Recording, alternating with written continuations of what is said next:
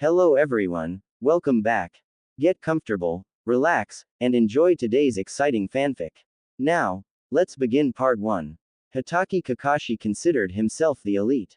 Graduating at an early age, it didn't take long enough until he was promoted to Chunin, Junin and then straight to Anbu. When the Sandaime lined him for taking a genin team, he didn't like it one bit. It got worse since all the teams who were lined with him ended up failing from lack of teamwork. When Team 7 was given to him, at first he thought it would be just like all the prior teams. However, when Sasuke offered food to Sakura, he actually considered this team to be the only one who got the idea of teamwork. Clearly, he didn't expect to carry one of his students on his arms after a Chidori wound on his chest from another one of his students. Channeling chakra to his feet, he needed to get back to Konoha as fast as possible, otherwise Naruto's life would be over. On the way, Kakashi cursed Uchiha Sasuke for what he did both against the village and against Naruto, attempting to kill him with a Chidori on his chest. Most of all, he was cursing himself for two reasons. First of all, he cursed his blind trust in Sasuke, and second, he cursed himself for teaching his assassination technique to someone who would use it on his best friend. After a while, the gates approached and in seconds Kakashi passed by it. He couldn't afford to wait since he needed Tsunade or Shizune right away. In 10 seconds, he barged in Tsunade's office with a bloody Naruto on his hands. At first, the Hokage objected as to the reason of the intrusion, however upon seeing whose body was on Kakashi's arms, the doctor in her sprung into action and within minutes, Naruto was in a hospital bed, getting all patched up and receiving some chakra incision in order for his wounds to heal faster. The next day, all members of the retrieval mission returned home, although some of them almost didn't make it. Akamichi Choji was suffering from the effects of his family's chakra pills. Hyuga Neji came with a giant hole inches away from a fatal wound. The rest of the group sustained minor injuries and was already cleared from the hospital. The leader of the mission and only Chunin of the group, Nara Shikamaru, was wondering about his first leading mission and how much of a failure it was. Truth be told, no one could blame him, seeing that his team was up against Junin-level shinobi and somehow survived the assault. Also, they would be able to get Sasuke back, had one Kagaya Kimimaro not stepped in to aid the enemy. However, Shikamaru, even after both Tsunade and his father encouraged him to grow as a shinobi, still blamed himself for almost getting 2 or 3 of his friends killed. That doesn't mean that the Nara heir would ever give up the path he chosen. Not because it would be so damn troublesome as he put it, but as his dad put it, not every mission goes according to plan and that the failures exists to show what needs to be changed or improved. Shikamaru, use this failed opportunity to improve your abilities as both a shinobi and a leader. Use this mission to be better prepared for the future so that mistakes like this can no longer occur, said Shikaku at the time, and Shikamaru acknowledged these words to heart. He would get stronger and he would improve his abilities. Man, this is troublesome, but I'll ask Asuma-sensei to help me with training, thought Shikamaru as he went home to rest after what seemed to be the longest mission of his life so far. However, while Shikamaru found the answer to his questions, there was one specific blonde who was lying on the hospital bed, not wanting to see anyone right now. He just looked outside as the sun was about to leave Konoha for the day and let the moon do its job. One would find it strange to see a usually hyperactive boy choosing, instead, to look at the window in pure reflection of the current events that occurred. However, one single event still didn't let his mind be. If it wasn't for the damn fox, Sasuke's Chidori would have killed him by either piercing a lung or the immense amount of blood loss. Naruto wondered if truly, Sasuke was being controlled by Orochimaru as he as well as everyone presumed. Nonetheless, only Naruto himself could vow for who was in control of the Uchiha's body at the moment, simply because he was the one who fought him. For the first time since he met Sasuke, Naruto was in doubt over Sasuke's behavior. Of course, he knew Sasuke was a brooding bastard, but never did he think Sasuke would pierce his lung so ruthlessly before. These events made Naruto realize that maybe he was the only one being delusional as to believe that Sasuke wouldn't be capable of something like this. Right before the Chidori attack, Sasuke did admit that Naruto was his best friend, however after the attack, the blonde questioned himself as to the Uchiha really understanding what meant the expression, best friend. Killing someone they consider a friend, it would be safe to say the person was mad, but to kill a best friend, it would be like saying the man didn't have blood running through his veins. He remembered how much the others suffered as well trying to bring Sasuke back, and it sickened him to realize that had Sasuke not left, none of his real friends would be injured in the first place. For the first time since he met the Uchiha, Naruto became skeptical over his friendship with Uchiha Sasuke. What if Sasuke was always like this and the cursed seal was just the push needed for him? If such a thing was true, then why did I ever bother?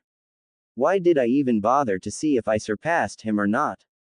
Those were the thoughts that now occupied Naruto's mind, up to the point of him going through every experience that he had inside his mind and wondered why he focused only on beating the traitor than trying to improve the areas he lacked.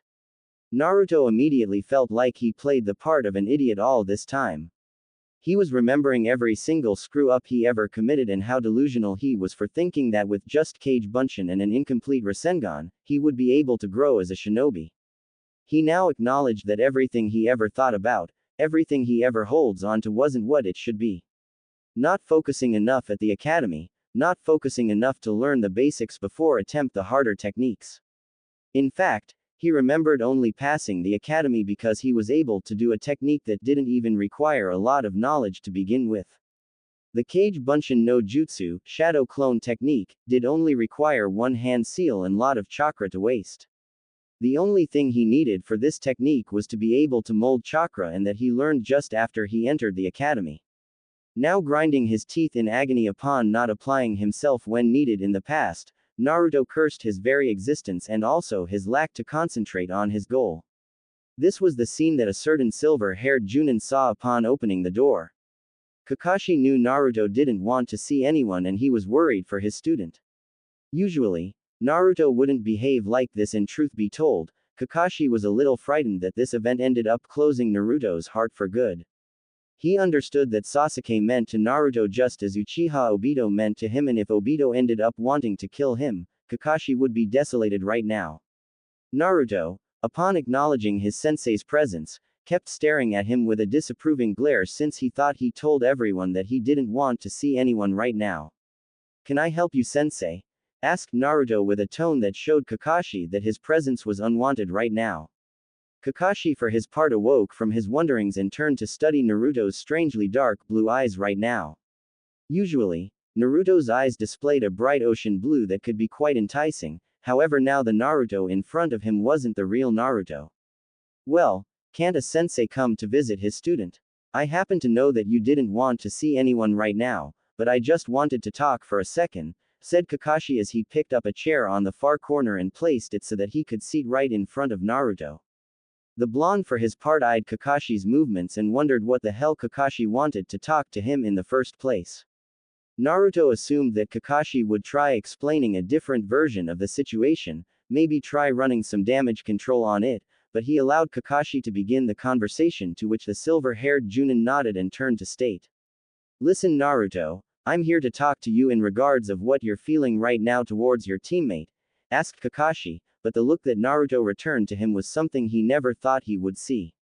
Naruto's eyebrows were slightly lifted, as in Kakashi just said something curious to the blonde. Naruto was also smiling as well, but it was not even remotely close to one of his goofy smiles that everyone grew accustomed to. It was an ironic smile, particularly used when someone uses sarcasm to answer a question. "Explain the word teammate for me, Kakashi-sensei. I may not have much experience with this kind of thing, but I know that teammates don't try to kill their teammates with a chidori on the chest." It was ironic, though, that just moments before he did this, he considered me as his best friend. If he did this to his best friend, I don't want to know what he does to his enemies, retorted Naruto, as in Kakashi just committed the biggest mistake of all times. However, he knew he was right, and also Kakashi knew he was right. After hearing the response, Kakashi wasn't surprised, nor was he shocked to hear Naruto speaking like this. Nonetheless, Kakashi's reason for visiting wasn't only related to how Naruto was doing, but also to hear the blonde's report on their fight. When questioned, Naruto told him everything that occurred after he left Rock Lee to fight the Kagaya person. After Kakashi lifted himself from the chair, he wished nice recovery to Naruto and went for the door, before being stopped by the blonde. Kakashi-sensei, I want to ask you something, said Naruto, to which Kakashi nodded and turned to stare the blonde, who by now was remembering what he was thinking just before his sensei entered the room. Do you believe in the word regret? Asked Naruto, earning a suspicious look from Kakashi, who clearly didn't see this coming, especially one coming from Uzumaki Naruto, the boy who always screamed his never giving up slogan. After he returned to seating at the chair he once was, Naruto continued. Tell me something, Kakashi-sensei, and be honest about it. On your point of view, how I stand in terms of shinobi abilities, asked Naruto once again, now showing Kakashi what was this all about.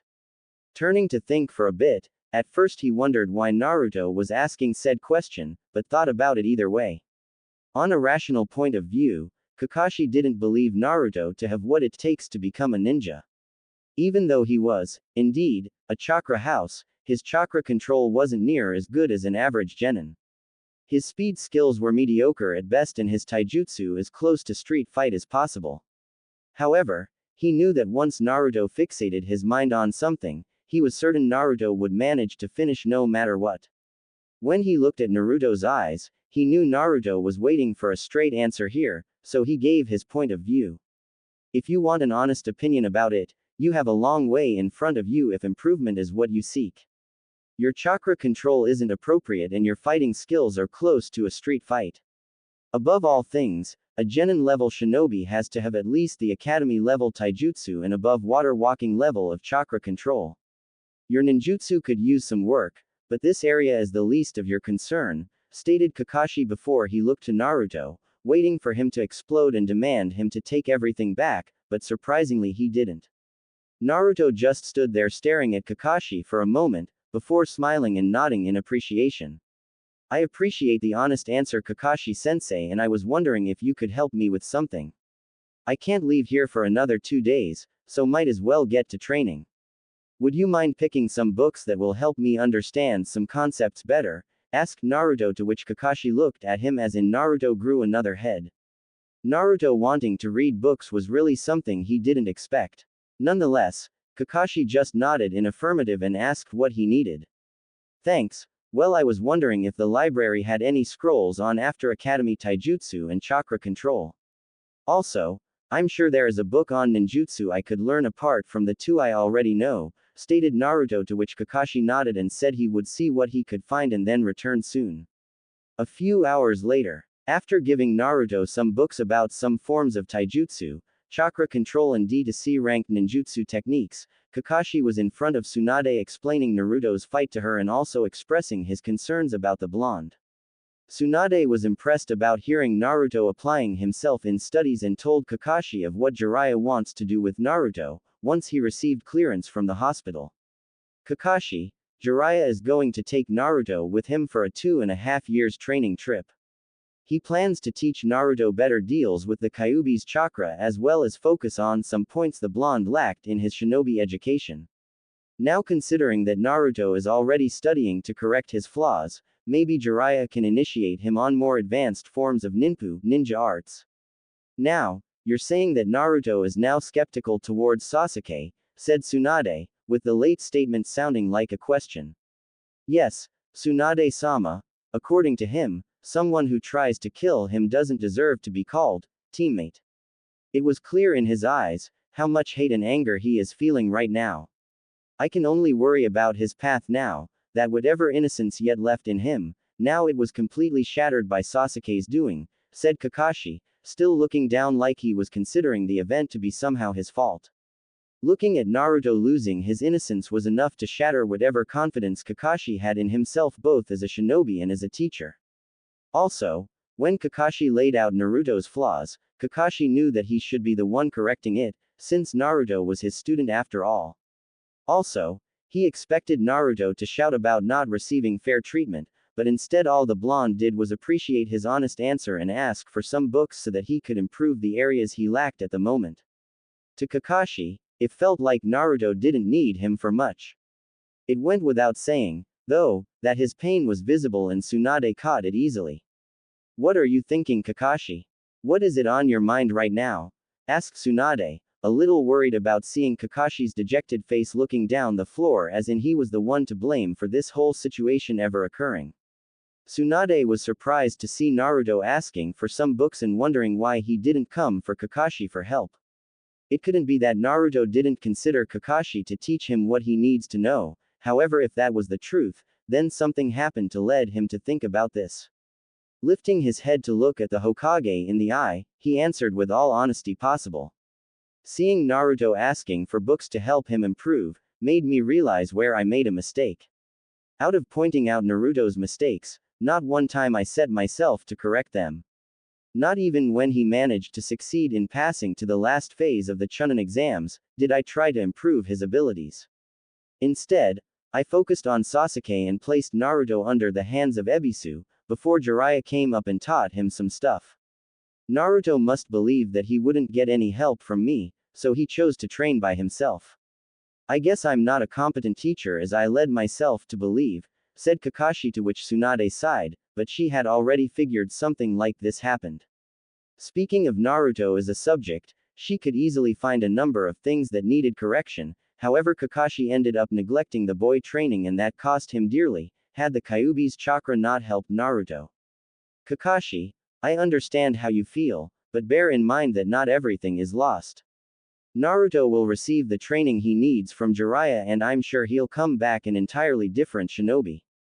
I just hope that he doesn't come back a different human being, though, but that's something to worry for later. Also, since I nominated Sakura as my apprentice, I'm afraid Team 7 is adjourned until Naruto comes back from his training trip. Now, the village is soon to recover its financial support it once had and more missions requests are coming. I'm placing you on some of them. Present here tomorrow at 10 for debriefing and I consider that you're not late this time, if you know what's right for you, said Tsunade, more like threatening Kakashi, to which said man swallowed hard and left the place. With Naruto. After Kakashi brought him the books, Naruto didn't waste time and took the taijutsu book. He initially thought about using Kage Bunshin all the time to do the fighting, however using said technique ended up misdirecting his concentration to the point of his attacks being pitiful to watch. As Naruto went through some advanced forms of taijutsu, he was remembering some aspects of the academy taijutsu style, which was good since he could practice now when he leaves the hospital. Defensive positions, offensive positions, Naruto was recollecting everything he saw at the academy and he was remembering that he didn't use it once during his missions. It was already late at night, but the blonde didn't want to sleep right now. He's been lying down for enough time to condemn sleeping, so he instead focused on studying and improving his knowledge. He considered sleeping later, since he wouldn't be able to leave the premises anyway, so he continued reading through several taijutsu katas, which consisted of attack and defensive forms of the fighting style. It didn't take long to finish the book, since it contained a number of images to explain the positions rather than an actual text. Moving on, he took the chakra control book and was surprised to see that water walking and tree walking are just genin level chakra control. According to the book, the next level would be suspending a kunai on top of the ninja's hand using chakra to sustain the object in the air. Naruto learned that in order to attain this level of chakra control, he had to constantly exhale a thin layer of chakra off his hand in order to keep the kunai suspended. He also learned that this exercise is extremely complex to do, simply because just like all kinds of chakra control exercises, using too much chakra will send the kunai flying and too little, the kunai wouldn't even leave the ninja's hand. He kept reading the book on chakra control all night and didn't even bother to look when the first ray of sunlight entered his room. He was few pages from finishing the book and his brain was already filled with valuable information both on taijutsu katas and advanced chakra control exercises. Minutes after, he closed the book and looked outside for a while. So many information being hidden and he didn't even bother thinking about reading this earlier. There was only one book left to read, but this one he could wait a little bit. His head was already hurting from reading 2 books all night and he guessed a little rest was a must. Before, though, he turned to look outside one more time and managed to see a couple of ninjas jumping through rooftops in speeds he never seen before. They must be channeling chakra through their legs to accelerate their movements. I guess I could do that as well. That would improve my chakra control as well, thought Naruto as he closed his eyes and slept instantly. Little did he know, though, that a toad Sennin was observing him all the time, since he arrived in town. Jiraiya heard from Tsunade and Kakashi that Naruto chose to study ways to improve some of his flaws, and he couldn't help but be surprised about seeing Naruto reading not only a book, but 2 books all night. Jiraiya considered focusing more on controlling Kyuubi's chakra, however, seeing the level of focus that the boy attained, he guessed that making him stronger would be better. A stronger body had a stronger spirit, and a stronger spirit wouldn't be subjected to being controlled by anyone. This Naruto is a wild card, isn't it? Asked Jiraiya, presumably to no one at all, until Kakashi's figure appeared hiding in the shadows, nodding. I guess his last fight showed a lot to him and now he's correcting his flaws. Those books I gave him actually contained Chunin level material. I guess this way I can make up for the lost time with him, said Kakashi while reading his all-favorite book, earning a smile from the pervert Sanin, who in turn acknowledged Kakashi's feeling of guilt until Kakashi once again manifested. Now that you're taking him with you, I believe he will improve a lot more than with me. After all, you were the one who taught him the Rasengan, water walking, and Kuchio's summoning technique, where I, on the other hand, taught him only tree walking, said Kakashi, to which Jiraiya nodded. Don't be this way, Kakashi. Regret is not a word ninjas should rely on. Also, Naruto is now on his way to become a fine shinobi, which was quite surprising to me, at least, since when I first saw him, the brat was impulsive and annoying. I wonder if I should begin elemental training with him during the trip. Wonder what element is his chakra aligned with? Asked Jiraiya mostly to himself, but Kakashi couldn't help but smile, since he would know this information in a while. Looking to the room once again, Jiraiya saw Shizune entering and checking on Naruto's condition before writing on his file and leave the room. One thing that worried Jiraiya was that Naruto didn't have visitors, but then he remembered someone saying that Naruto wished to be left alone, so he didn't bother. However, just as he was about to turn and leave, he saw someone entering the room, and it turned out to be a few of his comrades, namely Sakura, Ino, Neji, Kiba, Shikamaru, and Choji. After sneaking in, the group turned to watch the sleepy Naruto, and a few noticed the books next to his bed. Sakura wondered why Naruto wanted to be left alone just like everyone else did. She eventually went to check the books and was surprised to see Naruto reading for the first time. The group considered waking him up to talk to him, however it seemed that all of them chose to just look at him and wonder how could someone so hyperactive could sleep so peacefully like that. The sunlight didn't bother the blonde at all, and the light brightened his hair up to the point of showing a different image of Naruto to those who knew him. He seems different, somehow, said Ino, standing next to Shikamaru and Choji, getting nods from everyone present, except for Sakura, who in turn kept looking at him. Sakura wanted to hear confident words coming from the blonde, words like, next time they will be able to bring Sasuke back, or, I won't rest until we bring him back. With Sasuke gone, Naruto was now her only source for strength. She wanted Naruto to tell her about Sasuke's behavior, since the report on the mission was considered confidential to genin ears, apart from those who participated in the mission. I really wished to know more about what happened out there, though. Rumors had it that Naruto returned deeply hurt from the fight, but Sasuke wouldn't do such a thing to Naruto. They are teammates and friends, said Sakura, more like asking all those present for confirmation, but neither of them shared the same opinion. Neji, for instance, chose to reply against Sakura's comment, since he used to be like the Uchiha in some way. Sakura-san, I don't concur with your assessment over the Uchiha. It was because of him, we all came back with near-fatal wounds. Also, Naruto fought with the Uchiha, so it's only logical to assume that the injury was caused by him. Sasuke is in darkness right now, and such a feat wouldn't be far from his kind of behavior. I happen to know that since until I fought against Naruto, I used to be like this as well. Naruto rescued me from the darkness, but he couldn't do the same thing for Sasuke, stated Neji, to which Sakura looked at the stoic Hyuga, but couldn't counter his argument. She knew how cold Sasuke became after the incident with Orochimaru. I don't mean to hurt you, Sakura, but Sasuke's actions were appalling and constitute treason to our village. Maybe you should consider moving on and focus more on your training together with Tsunade-sama, said Ino, expecting to be contradicted by the pink-haired genin, but instead Sakura just kept looking at Naruto and wondering what was in his mind right now. Was that the answer now, giving up? Truth be told, Sasuke never bothered asking for help or anything, so why was she so persistent on bringing him back? She didn't know whether or not Naruto gave up on bringing him back. I don't know Ino, I just don't know what to do. He always was distant to all of us, but as a team, we managed to form a little bond between us. I will let the choice fall on Naruto.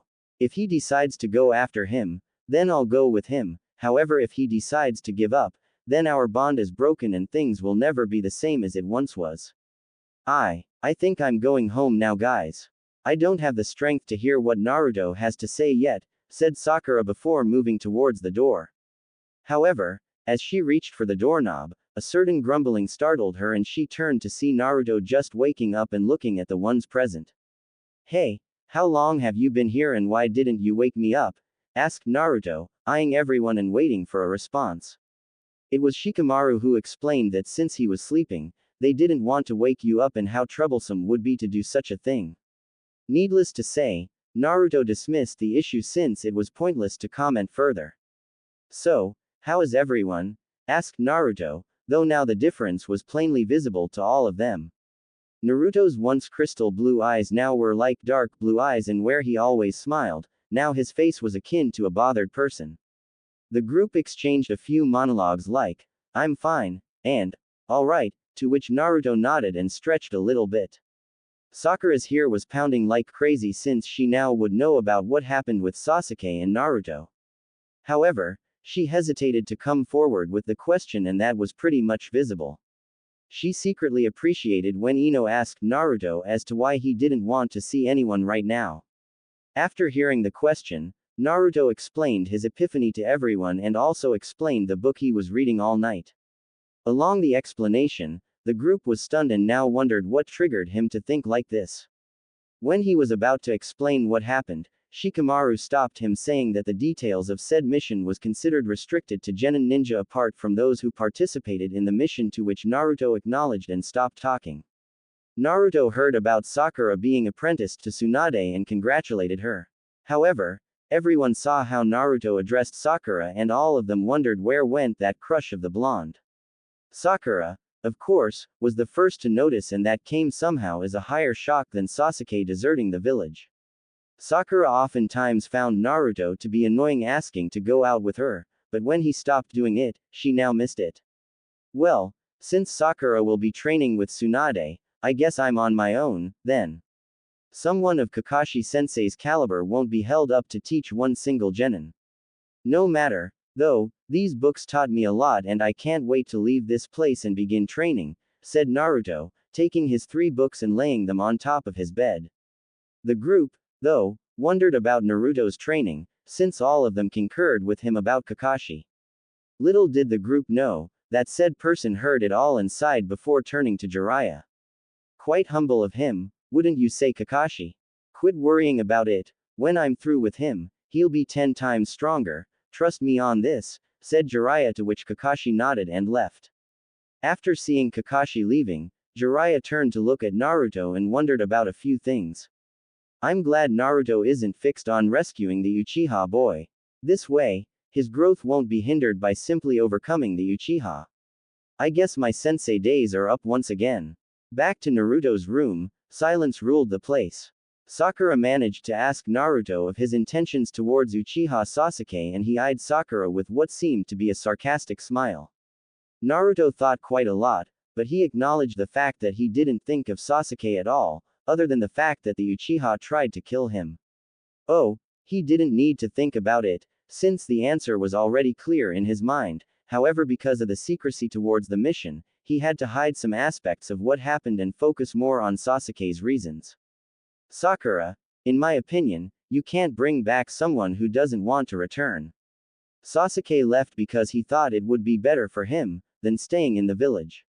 Any missions towards rescuing him would turn to failure simply because he doesn't want to return, nor do I wish to go after him.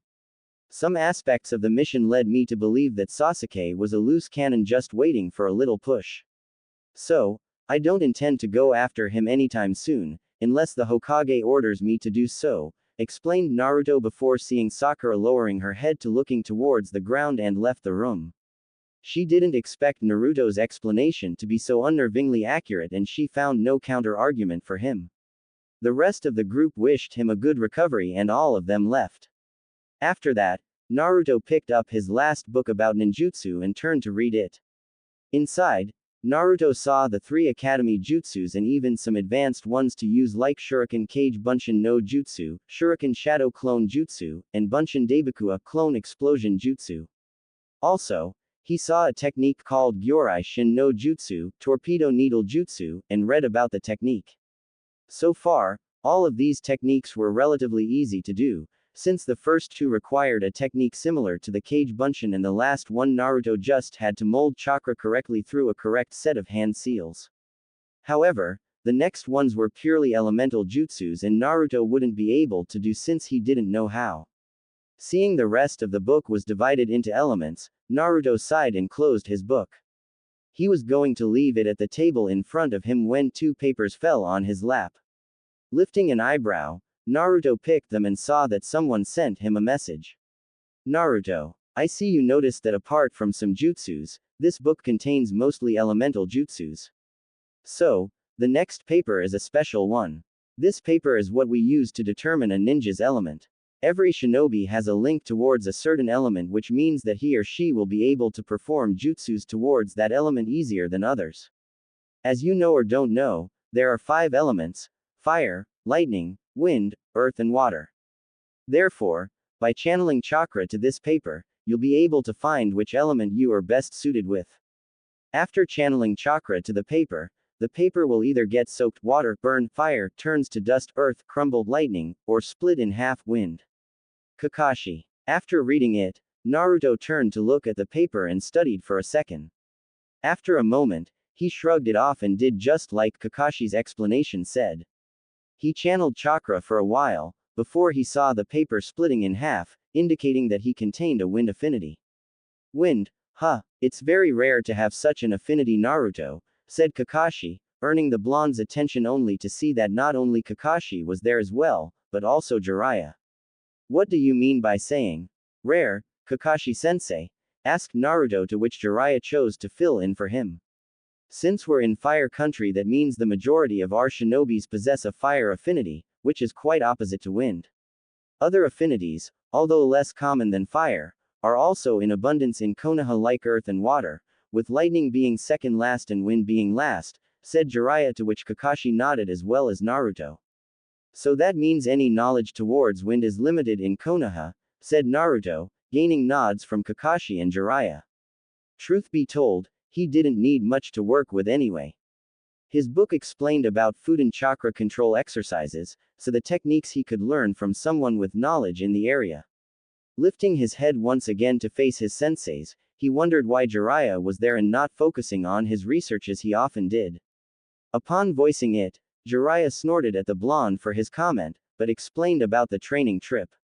Needless to say, Naruto was surprised upon seeing that he would leave the village for that long, but he wondered why he needed to get out of the village, to which Jiraiya explained that aside from training, Jiraiya would be protecting him from the Akatsuki, thus satisfying the blonde's curiosity. Truth be told, Naruto wanted nothing more than train to correct his flaws, and training under Jiraiya would enable him time to correct them and also learn a lot. Jiraiya explained that they would leave as soon as he was cleared from the hospital, to which Naruto acknowledged it and appreciated the opportunity to train. After the Junin and Sanin left the room, Naruto picked up his book and turned to look at the Fudan section and how to manifest Fudan chakra. The next day, Naruto had to say the stuff he saw on the ninjutsu book about Fudan ninjutsu, and safe to say, he was really cursing himself right now. So much information kept hidden from him, and only now did he choose to take a moment of his life to actually read. It was only after the nurse that checked on him came here to discharge him from the hospital that he took his clothes and left straight to a training ground where he could train and incorporate everything he learned through reading during his stay in the hospital. After all, Naruto didn't want to waste any more time than he already did. He now knew that in order for a shinobi to grow strong, he or she had to have the strength and will to never give up and always fight through numerous obstacles that appear through life. Immediately after arriving in one of Konoha's many fields designated specifically for ninjas to train, Naruto went to one of the taijutsu logs on the field and began to beat the hell of it by going through the katas that he learned from the book. Although he knew his form was still far from perfection, he also knew that taijutsu required practice, so it wouldn't be possible for him to just read a book and immediately know how to do it. Nevertheless, he continued to beat the log in hopes of getting it right. After a while, he looked at his dirty hands and a few wounds from beating a log repeatedly and remembered when Lee was fighting Sasuke right at the beginning of the Chunin exams. Closing his hands once again, forming fists, he looked once again the log and began once again, the katas this time, adding some kicks as well.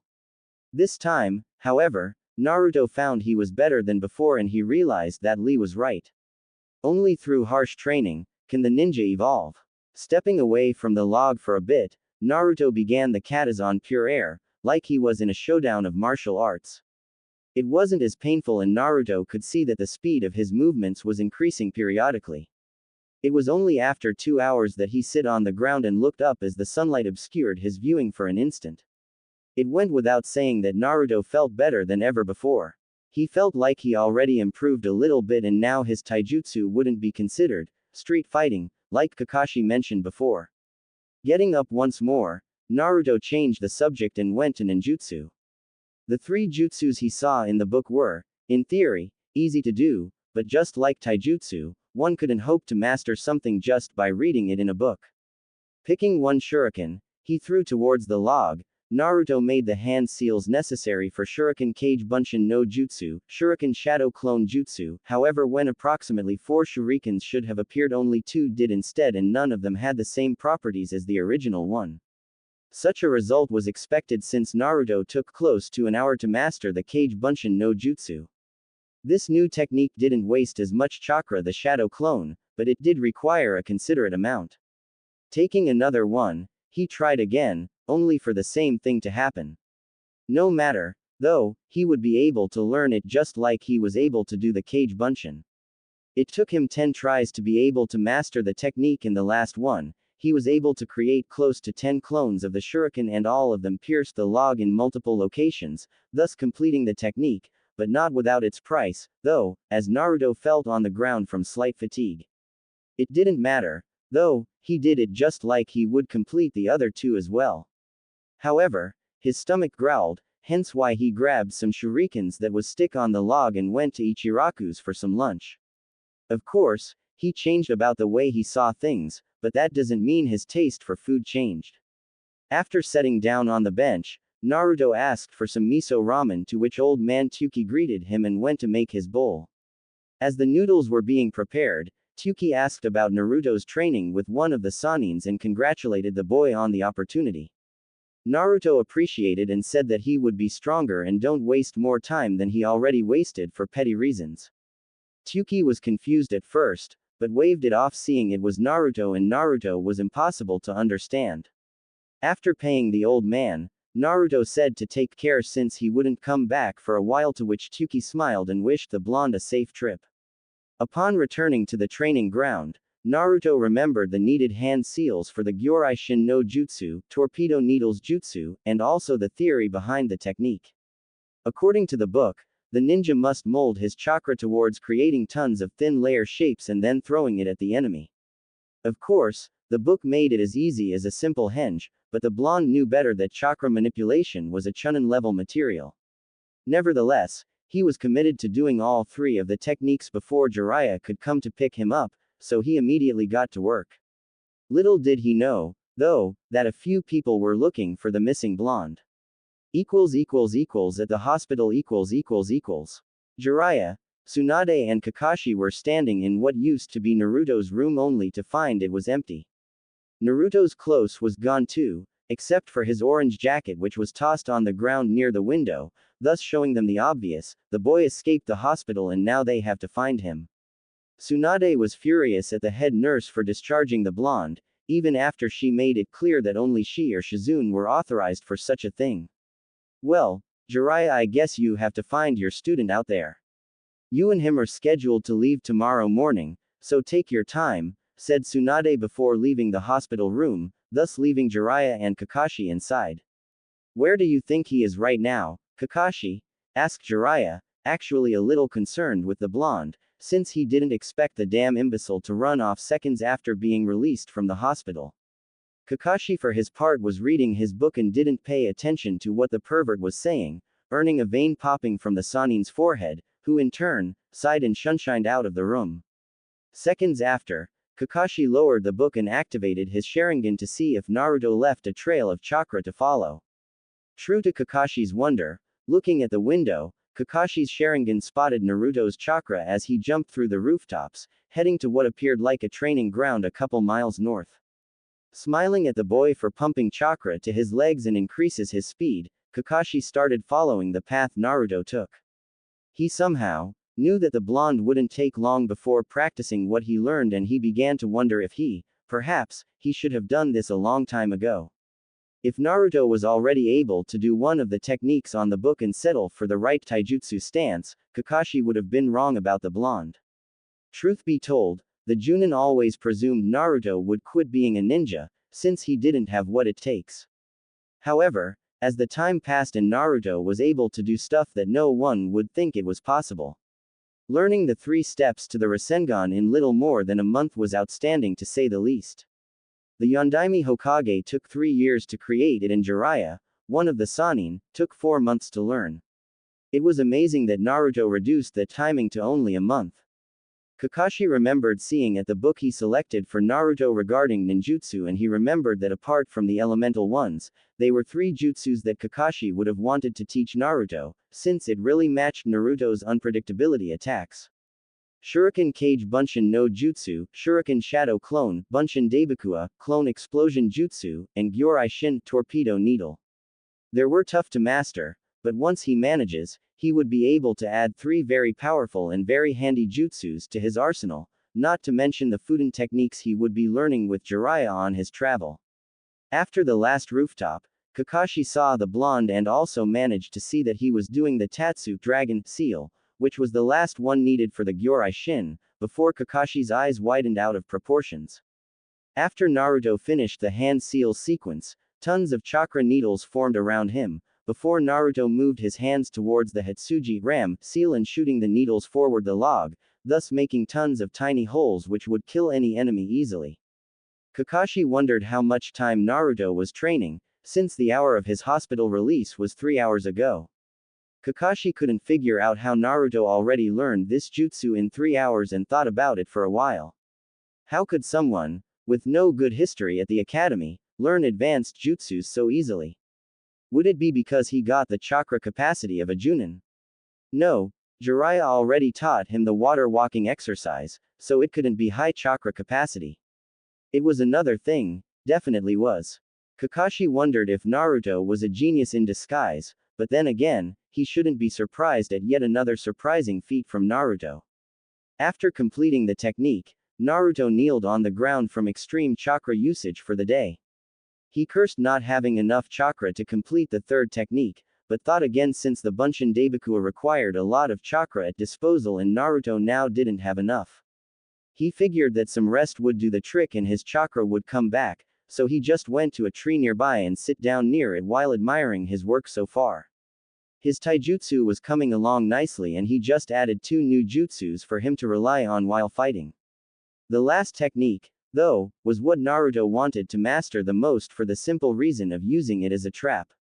Summoning a lot of Kage Bunshins and place some of the exploding ones in the middle so that when the enemy begins hitting them one by one, eventually he would be hitting the exploding one and would be sent flying because of it. Back to Kakashi, he was looking down at Naruto since the blonde happened to pick the same tree he was hiding in order to rest up a bit. At first, Kakashi considered just falling to the ground and greeting his student. However, for some reason, he hesitated. He didn't want to meet those same eyes he saw at the hospital. Kakashi just didn't have the words to talk to him right now, After all, it was him the one who taught Sasuke the Chidori, who in turn used it to pierce Naruto's flesh, thus almost killing the blonde if the Kyuubi wasn't inside him. The Junin considered saying he regretted doing what he did, but he had a gut feeling that Naruto would close up once more and say, "It was alright," with dejected eyes.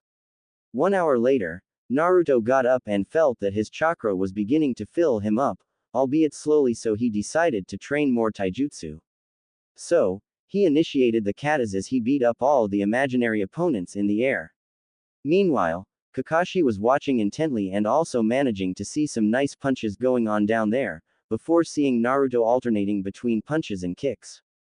Seeing the blonde training hard sent an unknown wave of pride to Kakashi that never before happened. When he trained Sasuke for a whole month, not one did the Uchiha cause that to Kakashi, but Naruto, in less than a day, made Kakashi realize how deeply he messed up with the team. Suddenly, someone instantly appeared behind Kakashi, but he knew it wasn't Jiraiya since his visible eye caught sight of green. "Good afternoon, my fellow rival.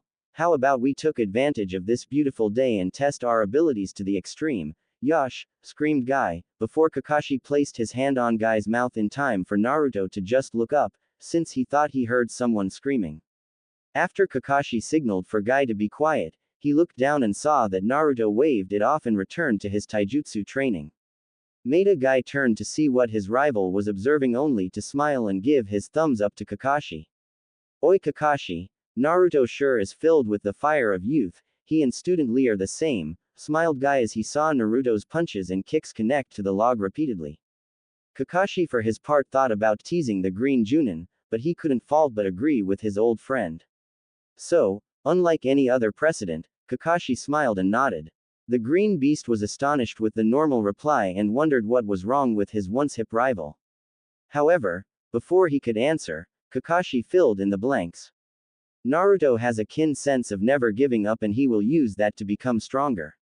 He doesn't need me as his sensei for that," mumbled Kakashi. Guy, for his part, understood what happened.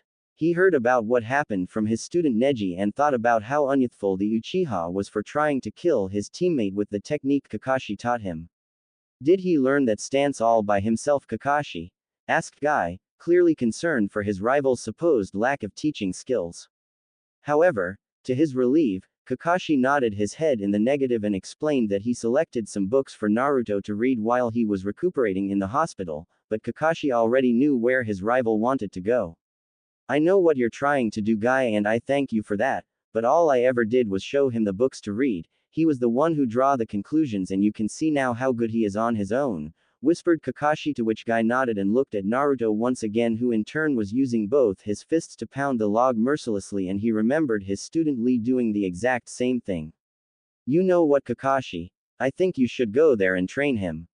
He'll be with Jiraiya for a long time and maybe, you can at least help him with one technique." "Well, I'm off to run some laps around Konoha." "Yosh!" screamed Guy before vanishing and leaving Kakashi alone to watch Naruto. He thought about what Guy said and wondered if really Naruto would be resentful to him now wanting to be a sensei to him. It's not that Naruto ever showed resentment at the Junin, so what was he thinking that the blonde would blame him? Sighing in dismay, Kakashi vanished a few meters away, so that he could approach the blonde, by walking casually. In Tsunade's office. After trying to search for a little while, Jiraiya was called by Tsunade and now both of them began talking. The pervert explained about what he would be training Naruto in and how he would be power up his spirit and resolve enough to combat the Kyuubi within his stomach. Tsunade nodded, but still was reluctant to let the blonde go. She didn't see the need to leave the village for training all that much, but Jiraiya was insistent, saying that the Akatsuki would come for him when he's vulnerable, hence why they need to stay on constant move. Tsunade also expressed her concerns about the blonde being too far behind his peers in terms of rank and that maybe, he could go after the next Chunin exams. "Tsunade, that kid has potential to come back as Junin level, you know that.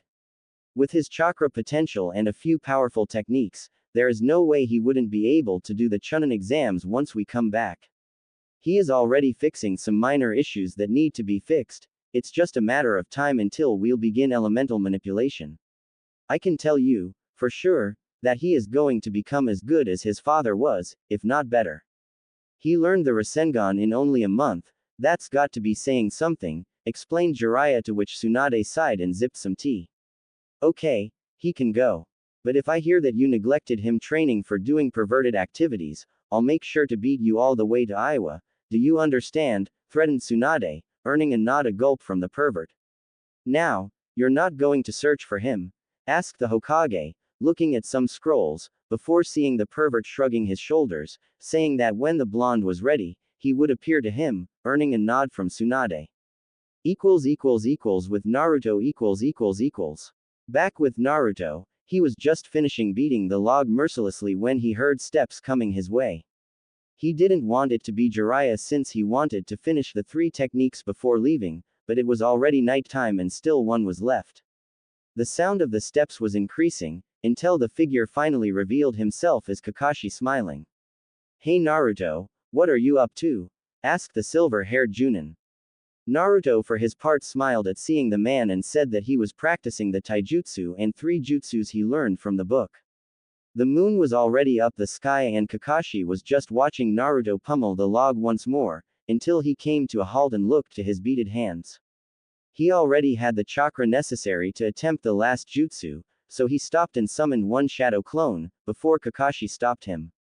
Naruto, I think I know what technique you're trying to do, but with the clone so close, you could get caught in the explosion. Send him a couple steps further and pump as much chakra as you can in one go. That's the secret of the Daibakua, taught Kakashi, to which Naruto nodded and looked as the clone began walking a few steps before stopping and looking to the real one, who in turn, focused on the ram seal and immediately molded as much chakra as possible in one go. The clone was suddenly enveloped in a big explosion, thus completing the technique. Of course, Naruto's explosion wasn't as big as Itachi was, but it would certainly cause damage to the enemy. Kakashi smiled upon seeing that Naruto already managed to master 2 of the jutsus that he set for the blonde. Not to mention that the Genin's taijutsu was now up to low Chunin level. Looking back at Naruto, Kakashi saw that he was smiling, but the smile was different. This smile was a satisfied one that someone wears it upon being able to overcome an obstacle, after failing a few times before. Upon asking, though, Naruto said that for a long time, he thought he was doing fine as a shinobi, but now he saw that he was just being delusional about his abilities. Listen Naruto, seeing as you'll be gone for a long time, how about I buy you some ramen, invited Kakashi, earning a nod from Naruto. Some minutes later, teacher and student each took a sit at the ramen stand and placed their respective orders. As they waited, Kakashi asked about how it was to travel and train with the Sannin. Naruto thought about it for a while, but in the end, he didn't have much to say, other than the fact that the man would only teach him one time and leave him to practice. Naruto told him about the 3 stages of the Rasengan and how it was, initially, weird to practice with water balloons and rubber balls. I just hope that this time, he won't be focusing so much on peeping at girls all the time, complained Naruto, to which Kakashi smiled and nodded, before seeing their orders being placed in front of them. They ate the meal quietly while savoring the delicious noodles. For a while, no one talked, no one opened their mouth to speak, only to eat. When that was finished, Kakashi extended his dish so that the old man Tuki could pick up, before turning and addressing Naruto. Naruto, I'd like to say I'm sorry to you, said Kakashi, coming forward with the subject, earning a much surprised look from his student, who in turn asked about what he was sorry about. Ever since Team 7 was formed, I didn't give the proper attention I should have done to the team, you specially. At the Chunin exams, I ended up training someone who didn't need help and left you under the care of Ebisu. At the hospital, when you asked me about your flaws, I felt ashamed, simply because as your Junin sensei, I shouldn't be the one listing them, but rather working with you towards correcting them.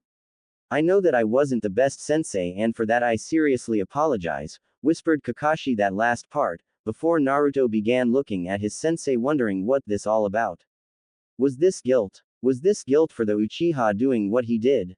Naruto didn't forget that Sasuke tried to kill him with the technique Kakashi taught him, so it was really guilt over what he did, and Kakashi felt responsible for what happened. Sensei, you don't need to apologize. No one could have known that Sasuke would eventually flee for power. Also, about my so-called flaws, what good is the sensei when the student doesn't understand what needs to be done? Those books you picked up for me helped understand what needed to be changed in my abilities, and for that I thank you. Now, not only I improved my taijutsu, but also just added 3 jutsus to use out there, thanks to you, once more, explained Naruto, but Kakashi was still looking down, when suddenly, he remembered hearing Naruto saying that he added 3 jutsus. Naruto, you were able to master the 3 jutsus? Asked Kakashi, incredulously, before Naruto nodded and finished up the last string of noodles. How many can you multiple the shurikens? Asked Kakashi once again. I managed 10 clones the last time, though with more chakra, the numbers can double, explained Naruto, earning a nod from Kakashi and a thought that maybe, Naruto was a genius in hiding. Furthermore, Kakashi asked some more questions about the techniques and the taijutsu, to which Naruto responded, before the blonde said his goodbyes since he was supposed to be packing his things for the trip tomorrow. Kakashi eyed the blonde leaving and wondered how much better Naruto would be if Kakashi found out earlier about the blonde's quick learning. When he turned to walk away, he stopped for a while, before addressing the shadow to simply come out and talk to him. Ah, Kakashi, I didn't want to intrude in student-teacher conversation, but Tsunade-sama wants to talk to you immediately, said the shadow, before leaving. Once Kakashi arrived, Tsunade asked about Naruto's whereabouts. Kakashi said that he went to his apartment after training the whole day. According to Kakashi, Naruto managed to improve his taijutsu form and also the 3 jutsus that the book contained, aside from the elemental ones. Jiraiya was there as well, so you could imagine his surprise upon seeing that the blonde was also training ninjutsu. After hearing Kakashi's statement, Tsunade nodded and took a scroll next to her. Kakashi, tomorrow you'll part along with Genma and Raida to a mission near Suna. The Kazekage asked for help in pursuing a missing nin who managed to infiltrate the village, kill some of their ninjas and steal some important documents. Sabaku no Tamari will be joining your group to arrest the man and retrieve the documents. Be ready to leave at 10 a.m. tomorrow, ordered Tsunade, earning a nod from Kakashi before vanishing. Inside Naruto's place. After already packing everything that he needed for the trip, plus some extra money to purchase some new clothing, Naruto was now just taking one last look at his place, before going to sleep. As to his clothes, he remembered some people saying ill about his clothes choice because they didn't offer him the necessary stealth that a ninja must have. So, Naruto made a mental note that the second he spots a place that sells ninja clothing, he would enter the place and change everything. Upon lying on the bed, Naruto noticed the kunai he leaves right next to him, in case someone decides to break in, and remembered that one last exercise was due. The chakra control exercise was something he despised entirely. The tree walking one was, easily, the most unnerving one he ever had to do. After all, who in their sane consciousness, would want to fall on their head so many times? Of course, Naruto didn't need to fall on his head, simply because upon failing, he could simply flip his body and fall safely on his feet. The water walking one was, also, a pain in the. Naruto remembered that he kept falling on that hot water so many times, he didn't know he was wet from the water or he was sweating from the heat. Now, this third one could shape to be just as troublesome as the 2 other, if not more. Maybe, Naruto would use more chakra and send the kunai flying directly at him. Just as he took the kunai, he thought better and returned it to the proper place. His chakra system took a heavy blow today and he wanted nothing more than simply sleep for a while. It wasn't long until his mind started playing tricks on him, which meant that, just like every night he fell asleep, he was having a nightmare. Usually, it was just memories of people looking at him with disdain and anger, nothing that he couldn't handle in time, thus didn't bother his sleep. However, this one was different, or at least started out differently. He was inside a dark room, where inside he couldn't say a thing except for a bed that was illuminated. As he walked closer, he noticed that a boy closer to his age was there sleeping with his face looking up. Upon approaching, the person's identity was plainly visible to Naruto. The cursed seal on his neck was glowing with intensity, but instead of reaching Sasuke to see if he was alright, Naruto just stood there impassively. Suddenly, Orochimaru appeared next to Sasuke and extended two white snakes around Sasuke's body slowly, taking possession of his body. Orochimaru stopped for a while and watched Naruto to see if he would do something to stop the snake face, but Naruto just remained there stoically, watching as Orochimaru managed to complete his possession of the Sharingan, before transforming into a monster and began his havoc and mayhem. Suddenly, in front of Naruto, appeared Sasuke once again looking at him, demanding answers about why Naruto let Orochimaru take over his body. The answer, though, was an easy one to make. Clearly you didn't expect me to help you after you tried to kill me, didn't you, traitor? Asked Naruto before seeing Sasuke's spirit leaving, while looking at the blonde's eyes, without uttering a single word in response. After Sasuke was gone, Naruto turned to look at Orochimaru, who in turn was looking at him while laughing evilly, before preparing a Rasengan in his right hand and charged Orochimaru before slamming the Rasengan right between his eyes. The next scene was Naruto's room as he opened his eyes to administer what he just pictured inside his mind.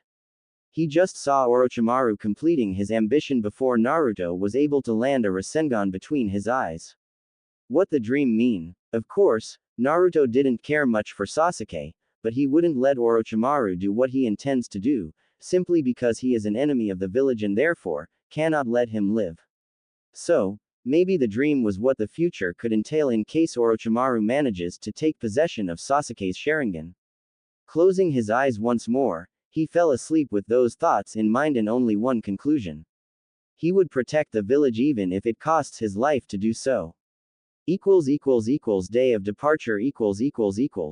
After saying goodbye to his friends, he and Jiraiya marched together towards the main gate, therefore beginning their adventure across the elemental countries. After the last step, Naruto stopped and turned to look at the Hokage monument, especially at the fourth Hokage's head.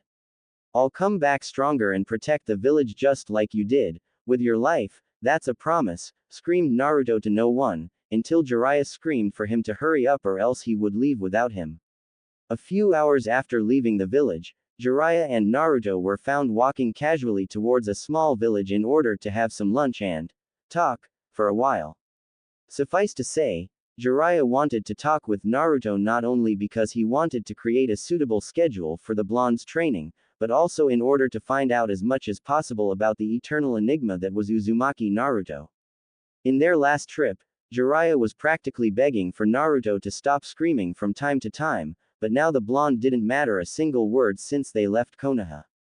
Naruto, for his part, chose the quiet time and began to wonder about things a little bit. He often wondered about his life and how it could turn up if he had the decency to apply himself on being a better ninja. Of course, he felt stronger and more capable now, but Naruto couldn't help but think about what would happen if he was better trained. Surely, he would do better in missions and maybe overcome the Uchiha in battle because of it. Naruto was not stupid enough to realize that he just learned 3 advanced jutsus in only a day, therefore it was safe to say he could be already proficient in Fuden ninjutsu by now. I surely messed up with my training, no matter though, I'll have 3 years to make up for the lost time and hopefully become strong enough to be of aid to the village, thought Naruto as he looked up only to see that they were approaching a small village. Naruto, why don't we stop here for some lunch? I bet you're hungry, offered Jiraiya, earning a nod from Naruto, who appreciated the offer and said that his feet was already hurting from that much walk. Jiraiya couldn't help but laugh upon eyeing his new student's determination. Another aspect of Jiraiya's concern was towards Naruto maybe becoming respectful for a change. He did insist for the blonde to address him with respect, however a part of him wanted to be called Ero Sennin. A few moments later, Naruto and Jiraiya were having some sushi and Jiraiya chose that moment to talk to the blonde. Oi Naruto, as you know, we'll have 3 years to spend on your training and I expect that in the end of this 3 years, your level would be somewhat close to Junin, said Jiraiya, earning a look in surprise from Naruto, who thought he heard that Jiraiya wanted him to be close to Kakashi's level upon returning. That's right kid, you are already close to Chunin material and as I remembered carefully, you did beat that Neji kid, who was considered the genius of the Hyuga clan and you saved Konoha from the one-tailed beast Shukaku.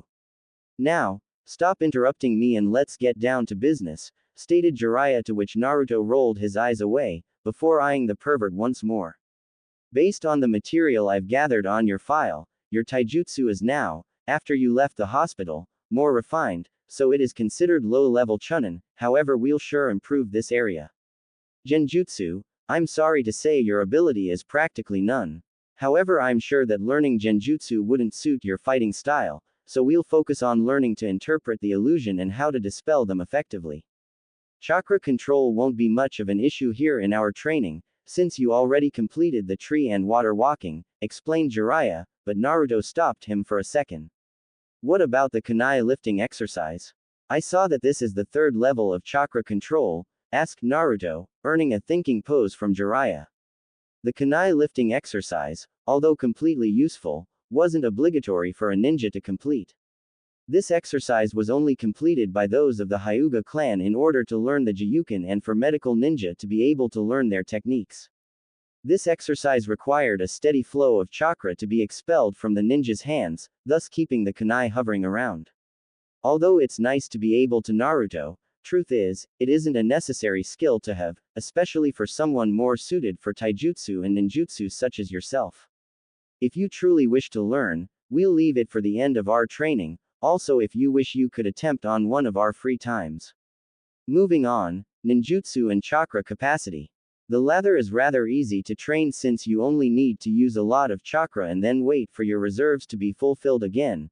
Now ninjutsu, said Jiraiya, before seeing Naruto smile, which in turn caused him to smile in return. As you know, ninjutsu are mostly divided between shape and element manipulation with a few exceptions that doesn't rely on them. You already is proficient in shape manipulation from the Rasengan and the Gyorai Shin no Jutsu, Torpedo Needles Jutsu, however we are still due to perfect your Rasengan. Also, we'll be focusing on your Fudan element. I happen to know the formula necessary to be able to use Fudan chakra and also some techniques that will be easy to teach. I happen to have a friend in Suna that happens to be a Junin, he will teach you 2 to 3 advanced Fudan techniques, but the rest will be up to you, explained Jiraiya. Also, it will be up to you to figure out our schedule, he. You'll have to come up with a suitable timetable that will incorporate all of the subjects we talked so far. After hearing that, Naruto was rather angry to say the least. Jiraiya was supposed to be the teacher and yet he was stuck with fixing the training schedule, it was ridiculous. Jiraiya explained that such abilities are vital in the ninja world and would help Naruto greatly while going on more advanced missions or even leading a team. After paying for the meal, Jiraiya left Naruto at the local library in order to think of the schedule, while he would do some researching. Naruto didn't complain, but he knew of the damn pervert's reasons for leaving and wondered if the damn pervert would do this more often in the future. Looking at the blank page for a moment, Naruto decided to settle down everything he needed to place at the schedule and list it down. After finishing it, he proceeded to think. The old Naruto would settle for 3 whole years of bad ninjutsu and cool moves, but now after what he saw in those books, the blonde realized that he needed to pay attention to his other skills. 3 years and 3 abilities to focus on: taijutsu, genjutsu and ninjutsu. Also, ninjutsu would be divided into 3 phases: using the Rasengan with one hand, learning Fudan chakra and learning Fudan techniques. Taijutsu and genjutsu didn't need a full year, Naruto wondered. Of course, he could learn more advanced stances in probably 6 months and then do some occasional spars with Jiraiya. Also, genjutsu disrupting wouldn't require much time to learn, so maybe he could assert both taijutsu and genjutsu within a full year of training. Well, I guess we could focus on these 2 arts as well as doing some chakra control exercises, thought Naruto as he began scribbling on the paper, the following. First year, 6 months of taijutsu and chakra control exercises, extended periods of running on top of water and maybe even doing occasional spars to increase the pace. Naruto really wanted to learn some new ninjutsu, but then the ones he already knew could need some time mastering it. The Shuriken Kage Bunshin no Jutsu, Shuriken Shadow Clone, was one of them, and Naruto always wanted to see a suitable number of Shuriken clones to be created for the technique to be effective. Also, the Gyorai Shin no Jutsu, Torpedo Needles Jutsu, could need some work refining its shape and also increasing the number of needles, so he could use the first year perfecting them on his spare time from training. The Bunshin Daibakua clone explosion only needed more chakra burst, so Naruto didn't need to train that. Scribbling this information, Naruto now initiated the second-year schedule. Since he would have practically done with taijutsu and genjutsu, he could focus 2 years with ninjutsu. Sometime in the past, he heard someone telling that he was a ninjutsu type of ninja, because of his unlimited chakra capacity. So, with the proper control and the advanced techniques, he was sure to learn. Naruto was practically drooling in anticipation. Nevertheless, he needed, before learning any other jutsu, to use the Rasengan in one hand, so he settled for 3 months exclusively for the Rasengan. After that, Jiraiya would be teaching him how to have access to Fuden chakra. However, Naruto was clueless as to how much time it would be required to do this. The part of the book didn't say much about it, so he settled for taking the rest of the year for such a feat. After all, in case he manages to learn before the end of the second year, maybe he could focus on other abilities. Looking at the paper, he turned to scribble once more. Second year, 3 first months Rasengan training in order to be able to create it single-handedly, without the clone's assistance, and 9 months of Fuden chakra manifestation training. In case I manage to do it in lesser time, we can focus on learning 1 or 2 Fuden techniques and spar on top of the water, using both taijutsu and ninjutsu. Objective: fighting experience and mastery of jutsus in the heat of battle. Of course, the third year would be focused on Fuden techniques that Naruto would be learning from both Jiraiya and a man in Suna. So, he scribbled the last year and turned to read it once more in order to see if he didn't miss anything. Naruto was actually satisfied with his schedule. Truth be told, the schedule was a good idea, since it would keep not only him in place but also for his perverted sensei. Leaving the paper on top of the table for a moment, Naruto began to look around a bit. This wasn't a shinobi library, hence why he couldn't pick anything that would interest him. However, they did have some adventure books to read and Naruto knew he would have to wait a while for Jiraiya to arrive. Upon arriving at the respective section, he glanced at the titles and was surprised to see that some of the books involved the shinobi world, even if all of them are fiction. He took a few ranging from Kiri Shinobi's war against pirates to an adventure between 2 powerful warriors in Iwa battling for the Tsushikage position. After picking them, he went to the table he was seating earlier and placed the books on top of the table. Picking the first book, which was actually the one that described Kiri's war against the pirate organization, he opened and started reading. With Jiraiya . After leaving Naruto alone at the library, Jiraiya decided to run into an old friend of his that happened to leave at the village.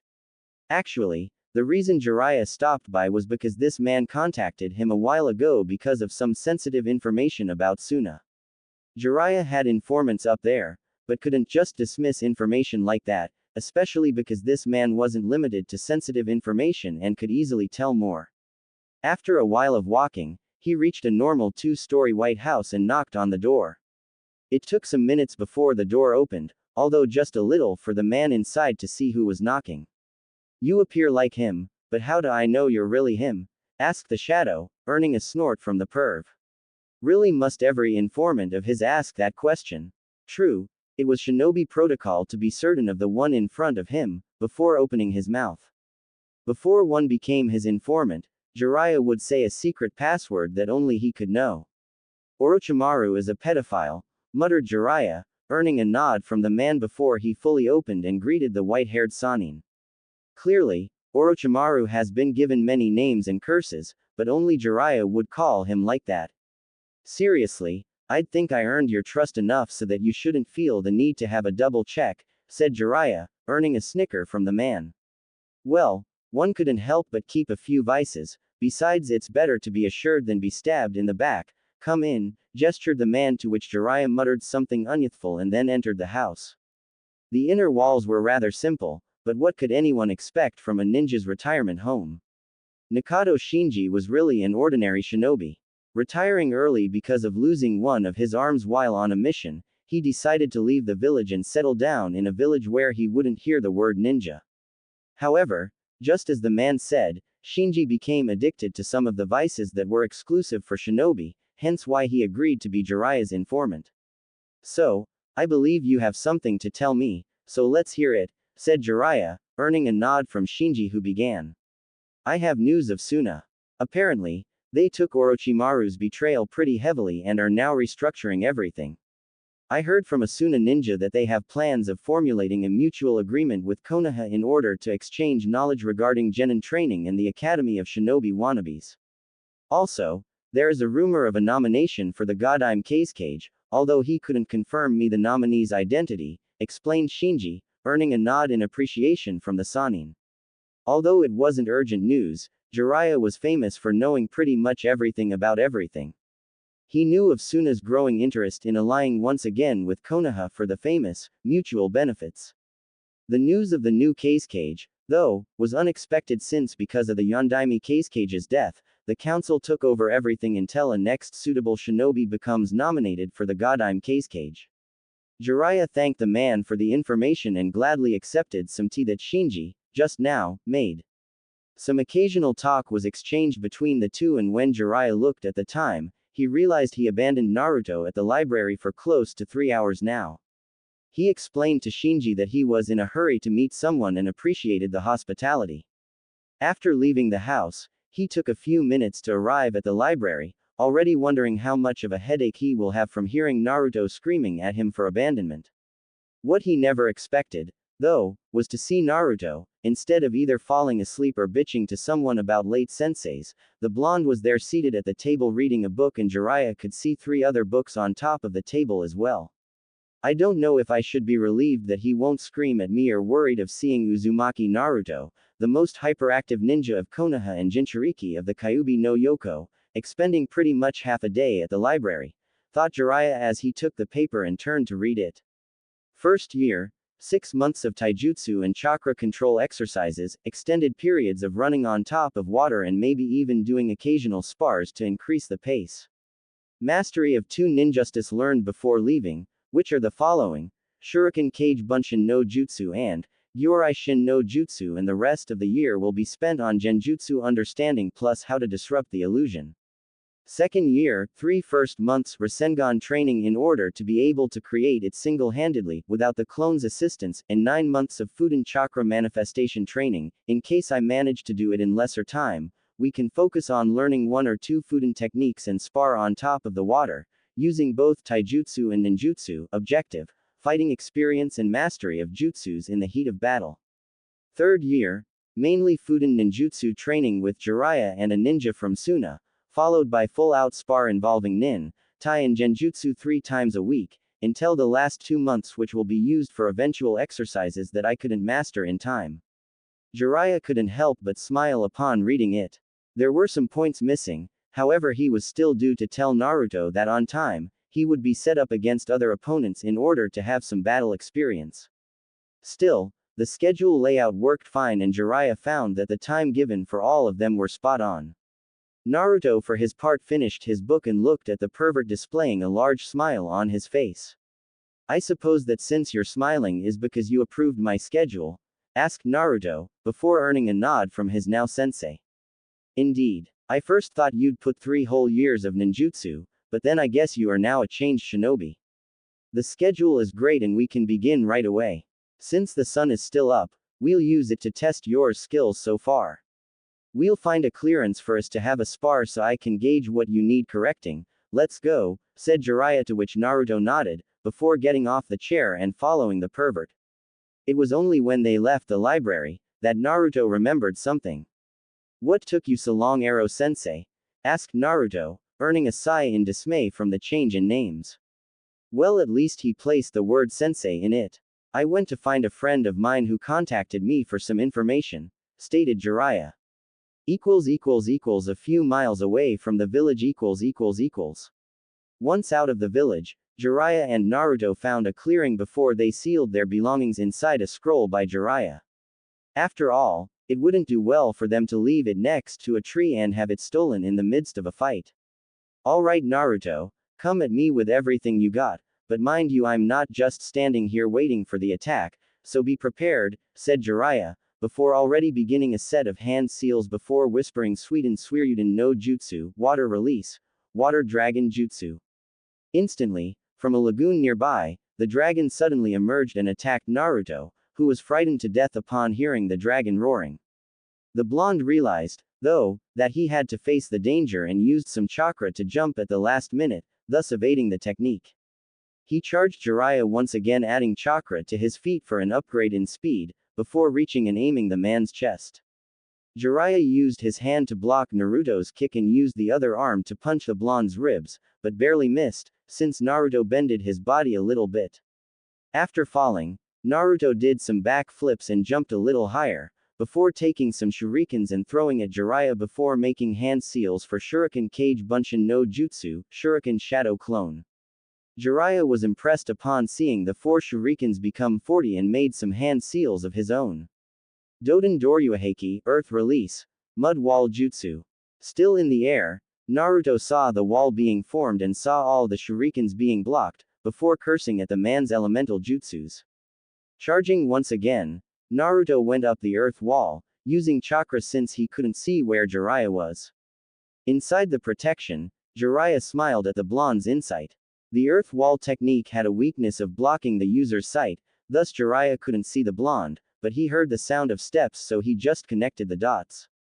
Looking up, he saw as Naruto jumped the wall and made some hand seals before chakra spikes appeared around him. With Naruto's shift of seals, the needles charged forward and pierced Jiraiya like a pin cushion. Naruto actually believed he accidentally killed the pervert when he saw said man to his right, aiming a kick at his side stomach, thus sending the blonde flying. Using the momentum, Naruto made a spin and landed safely on the ground, before he eyed Jiraiya for a while. The pervert for his part jumped and landed right in front of Naruto while looking at him. Very good Naruto, your ninjutsu was surely flawless. Although in the midst of battle, you'd need to increase the speed in which you make the hand seals, however that will come with experience. Your taijutsu, although good, needs some correction in terms of defensive katas. At some point there, you left your guard open and that is unacceptable. Overall, though, you did pretty good, said Jiraiya, earning a thanks in appreciation from the blonde. After a while, the two were already marching towards the next village in order to get some sleep. On the way, though, Naruto was picturing his fight and smiled. Of course, Jiraiya was fighting with at least 5% of his abilities, but that was considered high genin level, so if Naruto was on pair with the Sannin using 5%, then perhaps Jiraiya was right about him being low chunin level. Still Naruto couldn't help but remember the pervert using both Suiten and Doden and wondered about each ninja's affinity. Arrow-sensei, how come you were able to use more than one element?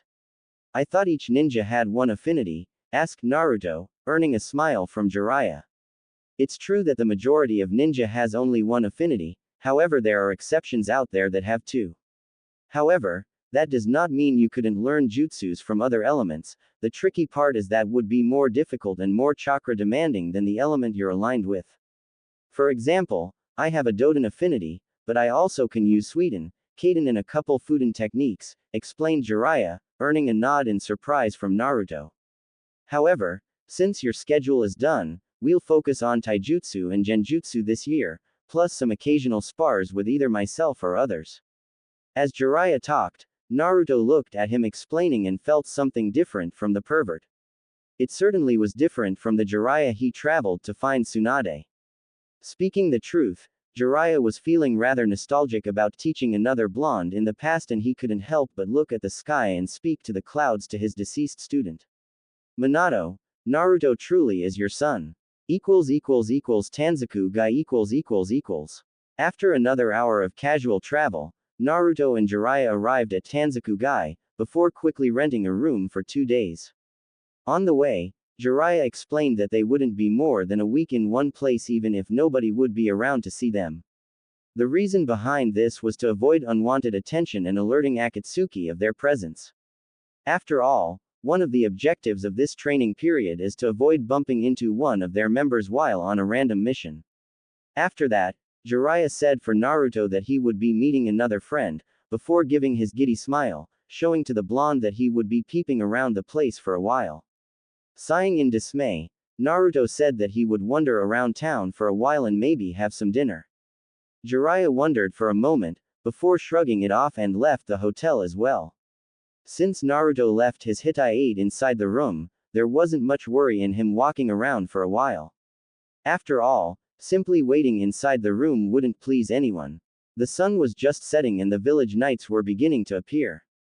In minutes, the entire village was surrounded by festival lights, since the whole city was one. Millions of merchants would come here with the opportunity of selling their products to the population. As Naruto wandered around, he could see many little stores going from restaurants to shinobi games. However, Naruto was actually looking for a place that sells ninja clothing, however that could wait, after all. His stomach pretty much begged him to have something to eat, so he went to a ramen stand and asked for 3 bowls of miso ramen. While nothing compared to Ichiraku's, this one was rather good, Naruto thought.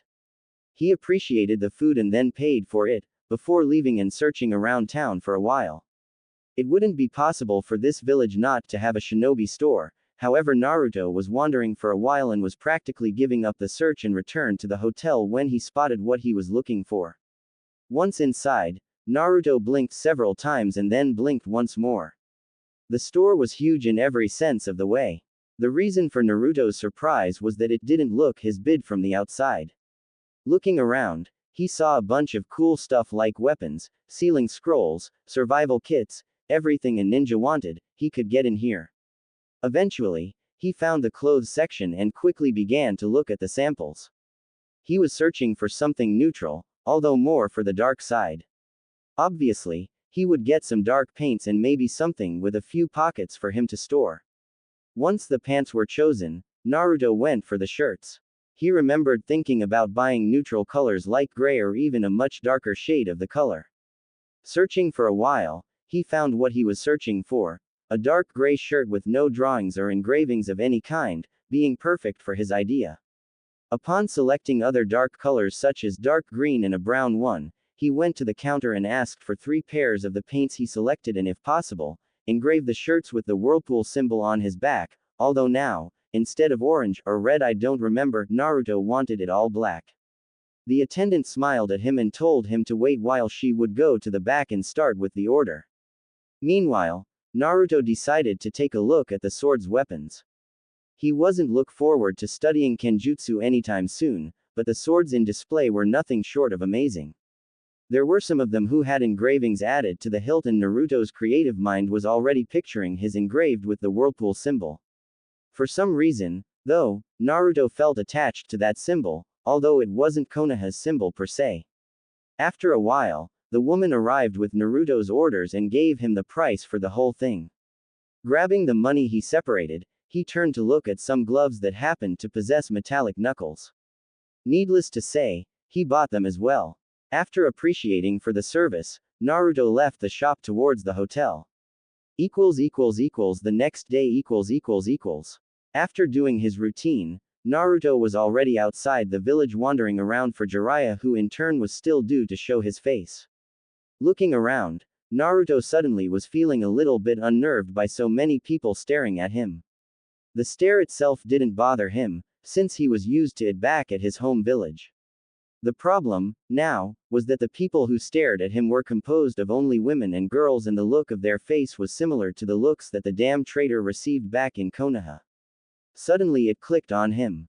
Naruto decided to wear his new clothes today, and while he thought he looked good on the mirror, he clearly didn't expect to attract this sort of attention. Wandering around some more, until he saw the Sannin sitting on the ground, near what seemed to be an abandoned house, and sighed in dismay. Damn, we're only started this trip and the damn pervert already passed out drunk, thought Naruto as he approached Jiraiya for a while. Oh, the ideas he had for a good prank. Naruto's prankster side, oftentimes, took over his will. Summoning close to 10 cage bunchins, all of them gathered air in their lungs before screaming, "Wake up, Ero-sensei." Jiraiya jumped nearly in instinct, and when he noticed where he was, he could already see the entire village under him, before he fell at the same place he was before. Scratching his head for a while, Jiraiya looked around while feeling his head pounding like crazy. It wasn't enough for him to feel a hangover, now Naruto screaming at his ear would forever plague his mind as the worst headache ever. As he opened his eyes, his vision was somewhat blurry and he was seeing a blurry vision of a blonde in black paints and gray shirt looking at him. Wow, I must be seeing things, I swear I just saw Minato looking at me with those same angry eyes. Damn you Naruto, you look so much like your parents, it's kind of scary. Oi, why the hell did you do that for brat? I was trying to sleep here, shouted Jiraiya, to which Naruto rolled his eyes and looked at the messed state of the man in front of him. You are the one to blame for this, Ero-sensei. You ask for respect and yet you sit in the middle of the street, completely drunk, muttered Naruto, earning a snore in complaint, but Jiraiya stopped the discussion from fear of his head exploding. I really need to stop drinking so much, thought Jiraiya as he walked towards a bakery and asked for some bread and water to ease the headache. After that, he looked at the blonde and now realized that his clothes were different now. Interesting choice in clothes you got there, Naruto. It fits you actually, said Jiraiya, actually meaning that he was glad that he didn't have to force the blonde to lose the orange clothing. Upon looking at the back of the shirt, Jiraiya was surprised to see a black whirlpool symbol attached to the fabric, instead of the usual one that is located behind his orange jacket. Also, now we can train your stealth abilities, since we don't have to worry about you being discovered in the middle of the forest because of your orange clothing. What did you do with it anyway? Asked Jiraiya, to which Naruto answered that he simply threw it away and then turned his back to Jiraiya, not really wanting to deal with Jiraiya in this stage right now. Jiraiya for his part rose from the ground and looked at the blonde in front of him. Ero-sensei, since you'll be recovering in the hotel, can I go train a little bit? Asked Naruto, earning a surprised look from Jiraiya, who in turn wondered why the sudden rush in getting stronger. Naruto, we have 3 years ahead of us to do that. We should consider resting a bit, said Jiraiya, but stopped when Naruto turned his head and looked at Jiraiya with eyes that astonished the Sannin. Jiraiya could see the pure eye of determination, eye of devotion towards an objective, whatever it was. I have to become stronger in order to protect Konoha, and for that, resting will come last, stated Naruto, earning a sigh in dismay from Jiraiya, who was imagining 3 years of constant movement and training regimes. Jiraiya woke from his wonderings when he saw Naruto began walking away from him, before he called for him to halt and wanted to talk to him. Naruto stopped and looked at Jiraiya, who stopped running and landed a hand on his shoulder. Naruto, I know you want to protect the village and those you care for, and believe me when I say you'll become a great shinobi. I'll be recovering a bit at the hotel, but I'll set you up with a couple of stamina exercises mixed with taijutsu practice, that will put you up to test. Extend your arms for me, if you may, said Jiraiya, before Naruto did as instructed. Focusing some chakra on his fingers, Jiraiya began to draw 2 seals, one in each of Naruto's arms, before closing his eyes and focusing on activating it. Ready to go, these seals are called restriction seals, and what they do is make it heavier for you to move at will. For the remaining of the month, you will become adjusted to it as we practice these stamina exercises. Now, a complete lap around Tanzaku-gai takes about half an hour, mostly. So, begin with 5 laps around the village, then practice your taijutsu until I arrive. Understood, explained Jiraiya, before Naruto nodded eagerly to begin, before running towards the village exit. However, he found out how the seal operated and it was tough to say the least.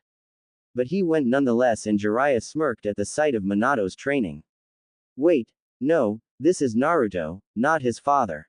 I got to sleep a little bit, and definitely cannot call him Minato.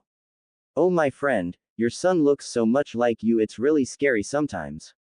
Back to Naruto, he was already on his way towards the 5th lap around the village while wondering about the effects of the seal located in both his arms.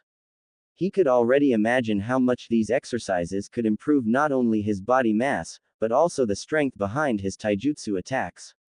Not only that, but while adjusting to the restriction of the seal, Naruto could also improve his speed. Ero-sensei is a genius. It had been 2 weeks since that day Naruto was introduced to the restriction seals, and his physical skills greatly improved. He and Jiraiya was found heading towards river country in hopes of training below a waterfall.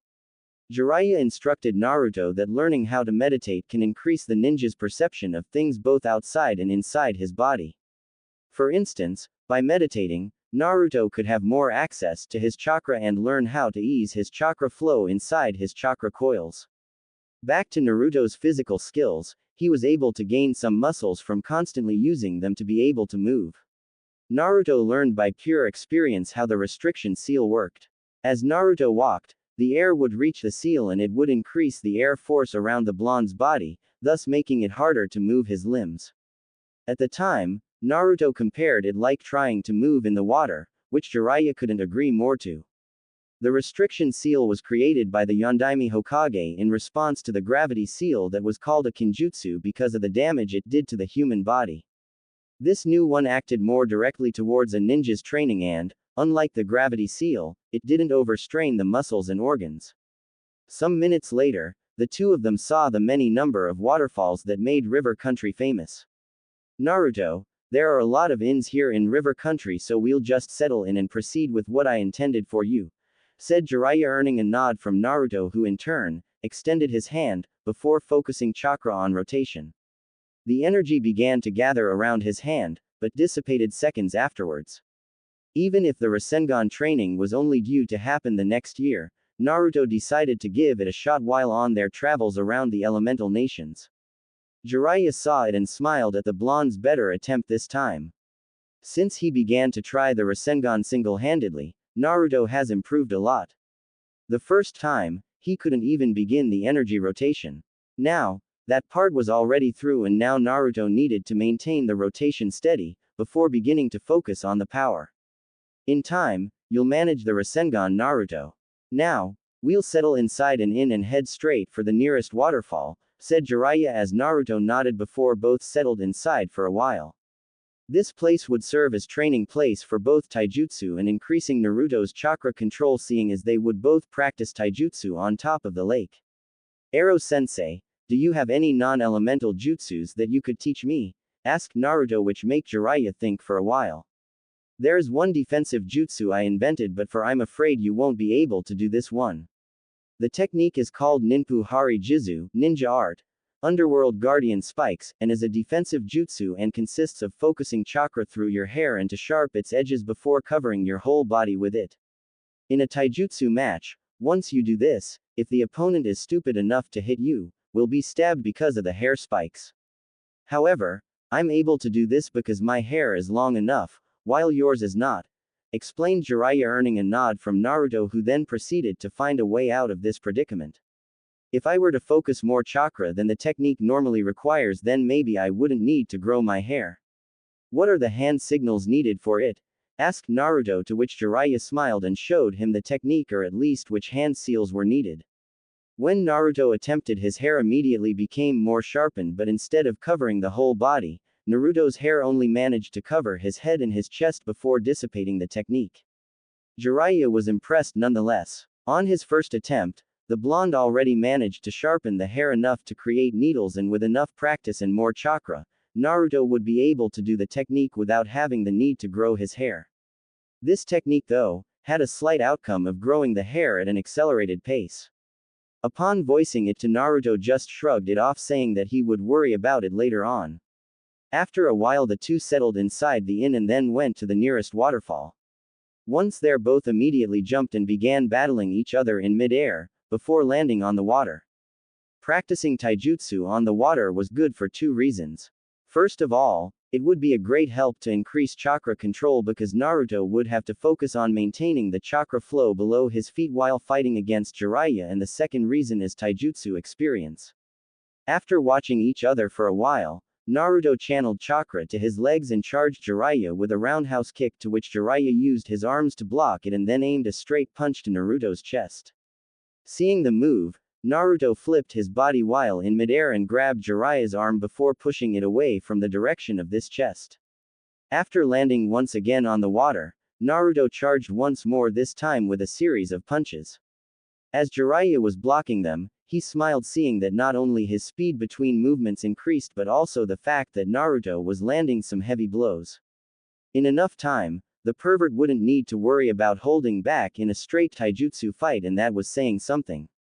Jiraiya flipped his body for a reverse kick straight to Naruto's face, but the blonde did a back flip and evaded the attack before aiming for a low kick straight to Jiraiya's legs. Jumping, Jiraiya thought to test the Gaki's evasive techniques by making some hand seals for Kaden Hausenka no Jutsu, Fire Release, Mythical Fire Phoenix Jutsu.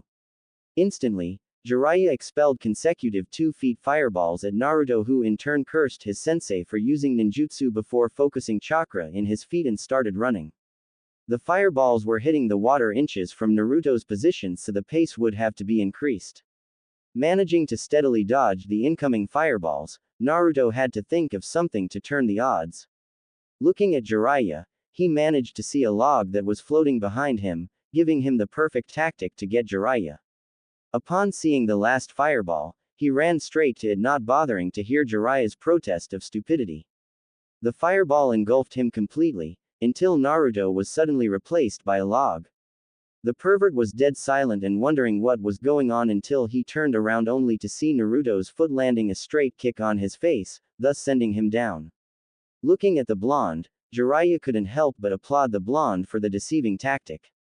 Even in the middle of a tight situation, the blonde had managed to calm down and think of a way through it.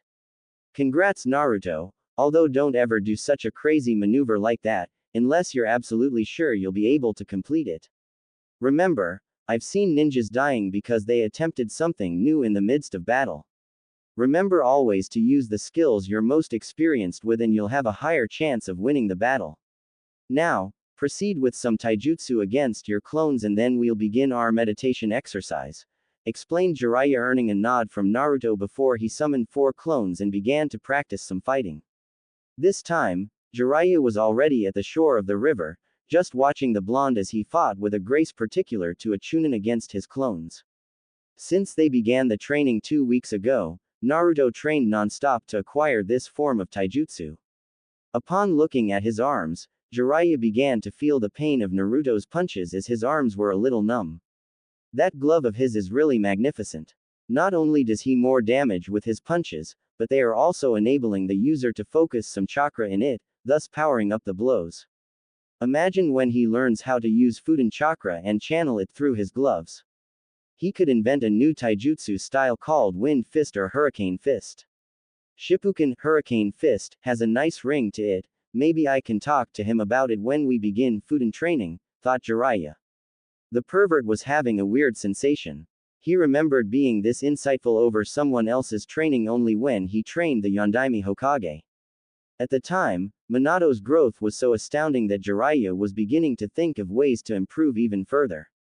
Now, with Naruto it was the same and Jiraiya couldn't help but connect the similarities between father and son as he saw Naruto battling against the Cage Bunshins. Suddenly, the teacher part resurfaced as he saw Naruto committing a minor flaw.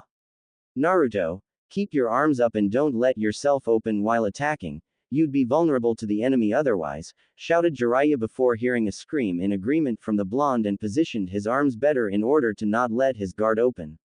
Now feeling content with Naruto's form, Jiraiya just stood to watch as Naruto jumped real high and threw one shuriken against the clones before beginning a fast series of hand seals for Ninpu Shuriken Cage Bunshin no Jutsu, Ninja Art, Shuriken Shadow Clone.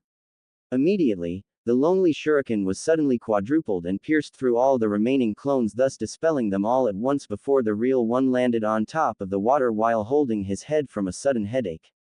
This happened every time he battled against clones. Every time when a clone is dispelled, Naruto immediately received images on his mind as if the clone's memory was actually his. He couldn't understand why this thing happens.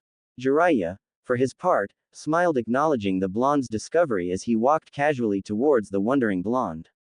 It seems you discovered the secret behind the Cage Bunshin, said Jiraiya as he stopped in front of the blonde, who in turn looked at him startled. What secret? What are you talking about, Ero-sensei? Asked Naruto while massaging his temples a bit in order to ease the pain. After a Cage Bunshin is dispelled, everything he saw, heard or read is sent straight to the real one. This technique is originally intended to be used for infiltration purposes alone. By sending a Cage Bunshin inside a castle, for example, the clone could see where the traps and guards are before dispelling and sending the information to the real one. I bet that after you dispelled the clones, you received images from the clone's point of view, am I right? Asked Jiraiya before seeing Naruto nod, and Jiraiya continued. This is a good bonus for you, Naruto. Because of your chakra capacity, we could use the clone's abilities to decrease the time needed for us to train something, like for instance, the Rasengan and the Hari Jizu technique, explained Jiraiya, waiting for the information to sink in before he saw Naruto's smile almost reaching the boy's ears. Deciding to contain the boy's enthusiasm, Jiraiya asked the blonde if he wanted some lunch, to which Naruto eagerly accepted as he was hungry as hell, earning laughter from Jiraiya, and together they turned back to the inn in search for some food. On the way back, Naruto summoned 2 Kage Bunshins and all 3 of them attempted the second part of the Rasengan. Upon seeing this, Jiraiya smiled upon seeing that the blonde already grasped the meaning behind the Kage Bunshin training. Inside the restaurant Once back at the inn, the two went to the place's restaurant that happened to be a sushi restaurant. Hearing this, the blonde asked if there was any ramen before being slapped on the head by Jiraiya, who instructed Naruto to eat more healthy food in order to grow stronger and be better prepared to defend the village. Upon hearing this, Naruto couldn't help but nod and decided to try this sushi. As they sat at the table and placed their orders, Jiraiya began asking Naruto about his training so far. Naruto was enthusiastic, that's for sure. He began to speak about how useful the restriction seals were and how it helped him to grow stronger and faster. Ero-sensei, do you have any seals that could provide an aid in battle? I've never seen you using any, and I was wondering if Fuinjutsu could be used in battle, asked Naruto, to which Jiraiya nodded. Fuinjutsu requires a lot of precision and chakra control, and using it in battle is not advisable. For one, any Fuin technique requires some level of concentration, and the enemy won't necessarily wait for you to finish the move. The last shinobi who used sealing techniques in battle was the Yondaime with his Hiraishin. Other than that, those seals are used mostly as exploding tags. However, the Tem Orochimaru managed to invent something, although it isn't necessarily useful, said Jiraiya, before Naruto asked what it was, to which Jiraiya continued. It's called Kuchio's Raiko Kenka, summoning lightning blade creation, and it consists of 2 seals located on the user's wrists in order to summon any time of projectiles you want to. The seal itself is easy to make, if you want I can do it for you. Afterwards, in order to activate it, you just have to tap 2 fingers at the seal and focus some chakra to it. The projectile of choice will appear immediately. Do you want this skill, Naruto? Asked Jiraiya, earning a prompt nod from the blonde. With this technique, I wouldn't have to worry about carrying shurikens or kunais, plus I won't have to reach my holster for it, making more space for other survival equipments, said Naruto, earning a nod from Jiraiya, who in turn asked the blonde to extend his arms with his hand palms facing the ceiling. The seal engraving will hurt, so hang in there, said Jiraiya as his finger suddenly glowed with chakra before he began to inscribe the needed seal on Naruto's wrist. Jiraiya was right when he said the procedure would be painful. Naruto was gritting his teeth in agony while he was feeling the wrist burning while in contact with Jiraiya's glowing finger. After a while, the right hand wrist was done, leaving only the left one. Jiraiya explained that for the procedure to be complete, both wrists had to be done at the same time. Naruto nodded, saying that he was now more accustomed to the pain, to which Jiraiya nodded and proceeded to do the next hand. They're all done, Naruto, we'll place a ribbon around it to help ease the pain and then we can take it off. I, however, advise you not to take the bandage off if surprise is what you're aiming for. We could use a ribbon that covers the entire forearm and no one will see the seal until it's too late. Also, we could initiate from your hand as well, seeing as these gloves of yours hurt a little bit to use. No, said Jiraiya as he took off Naruto's gloves and began the job. In minutes, Jiraiya managed to cover the seal as well as Naruto's hand, before the meal arrived. Naruto could only stare at the food in front of him as he wondered if it is any good compared to ramen. He looked at what appeared to be rice with salmon on top of it and grabbed one. After eating it, he was feeling kind of strange, seeing that the food didn't exactly require much chewing. However, when Naruto swallowed, he actually liked the new food. Looking at his plate, he took the next one and this time dipped with a black sauce that followed the dish. The result was even better and Naruto ate the whole plate the same way he ate ramen. I'll take it you like sushi, Naruto, said Jiraiya as he smiled at Naruto's face when enjoying a meal. Liking it is an understatement, Ero-sensei, it's delicious. It's nothing compared to ramen, but at least now I found other food to eat besides the noodles, said Naruto before he called the waiter and asked for more sushi, earning a smile from Jiraiya. In Konoha's hospital Inside the village's hospital, Tsunade and Shizune were visiting a kunoichi member of the Anbu forces as she was interned from heavy bruises and severe chakra exhaustion. The person was from Anbu, so any data regarding the kunoichi was restricted to Anbu personnel and the Hokage herself. Tsunade was reviewing the treatment on the patient's history board and wasn't pleased at all. This was the second time the woman had to come to the hospital with the same level of bruises and chakra exhaustion, and quite frankly, Tsunade was concerned with her health. She spoke with the Anbu commander and he reported the kind of missions that Anbu member Kat made, and it unnerved the Hokage since she knew it was the very person who was being treated that requested being sent to S-rank missions, aka certain death. Shizune was also concerned for her once colleague at the academy, and she feared that the death of her friend's lover may have caused this desire to do missions non-stop. Unfortunately, there have been cases of solitary ninjas who choose to go to suicide missions in hopes of forgetting their inner pain. She remembered when one Hatake Kakashi did this while in Anbu Black Ops, just after his last friend Rin was assassinated by the enemy. "What are you thinking, Shizune?" asked Tsunade as she flipped the page from the history board. "I don't know, she keeps doing this, Tsunade-sama. I don't know how she is feeling right now, but she can't just keep going to these suicide missions, she will end up killed," stated Shizune, earning a sigh in dismay from Tsunade, who was thinking between these lines as well. "I know, Shizune, but I can't do anything to stop her from doing so. According to the Anbu commander, she is the one requesting to do these so-called suicide missions.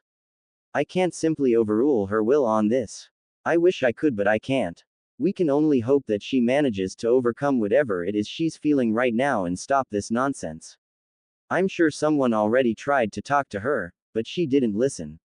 Come on, Shizune, we'll leave her rest for the time being. This mission took a lot out of her and I'm afraid she'll be here for quite a while to recover," said Tsunade, to which Shizune nodded and followed the blonde Hokage out of the room, thus leaving the purple-haired Anbu alone to rest.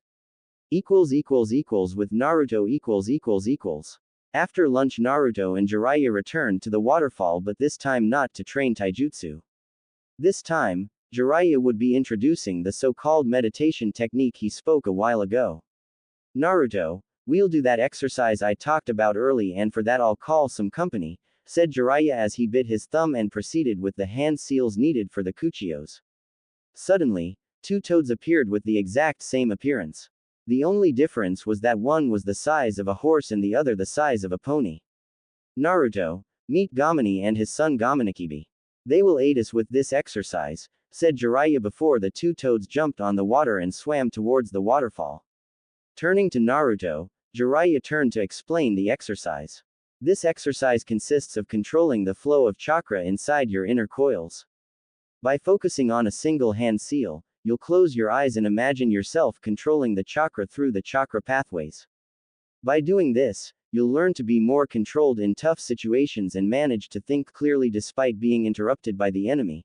Now strip to your boxers and let's join them under the waterfall," explained Jiraiya, to which Naruto nodded and took off his clothes before jumping on the water and waited for the little toad to swim under him and lift him a little bit.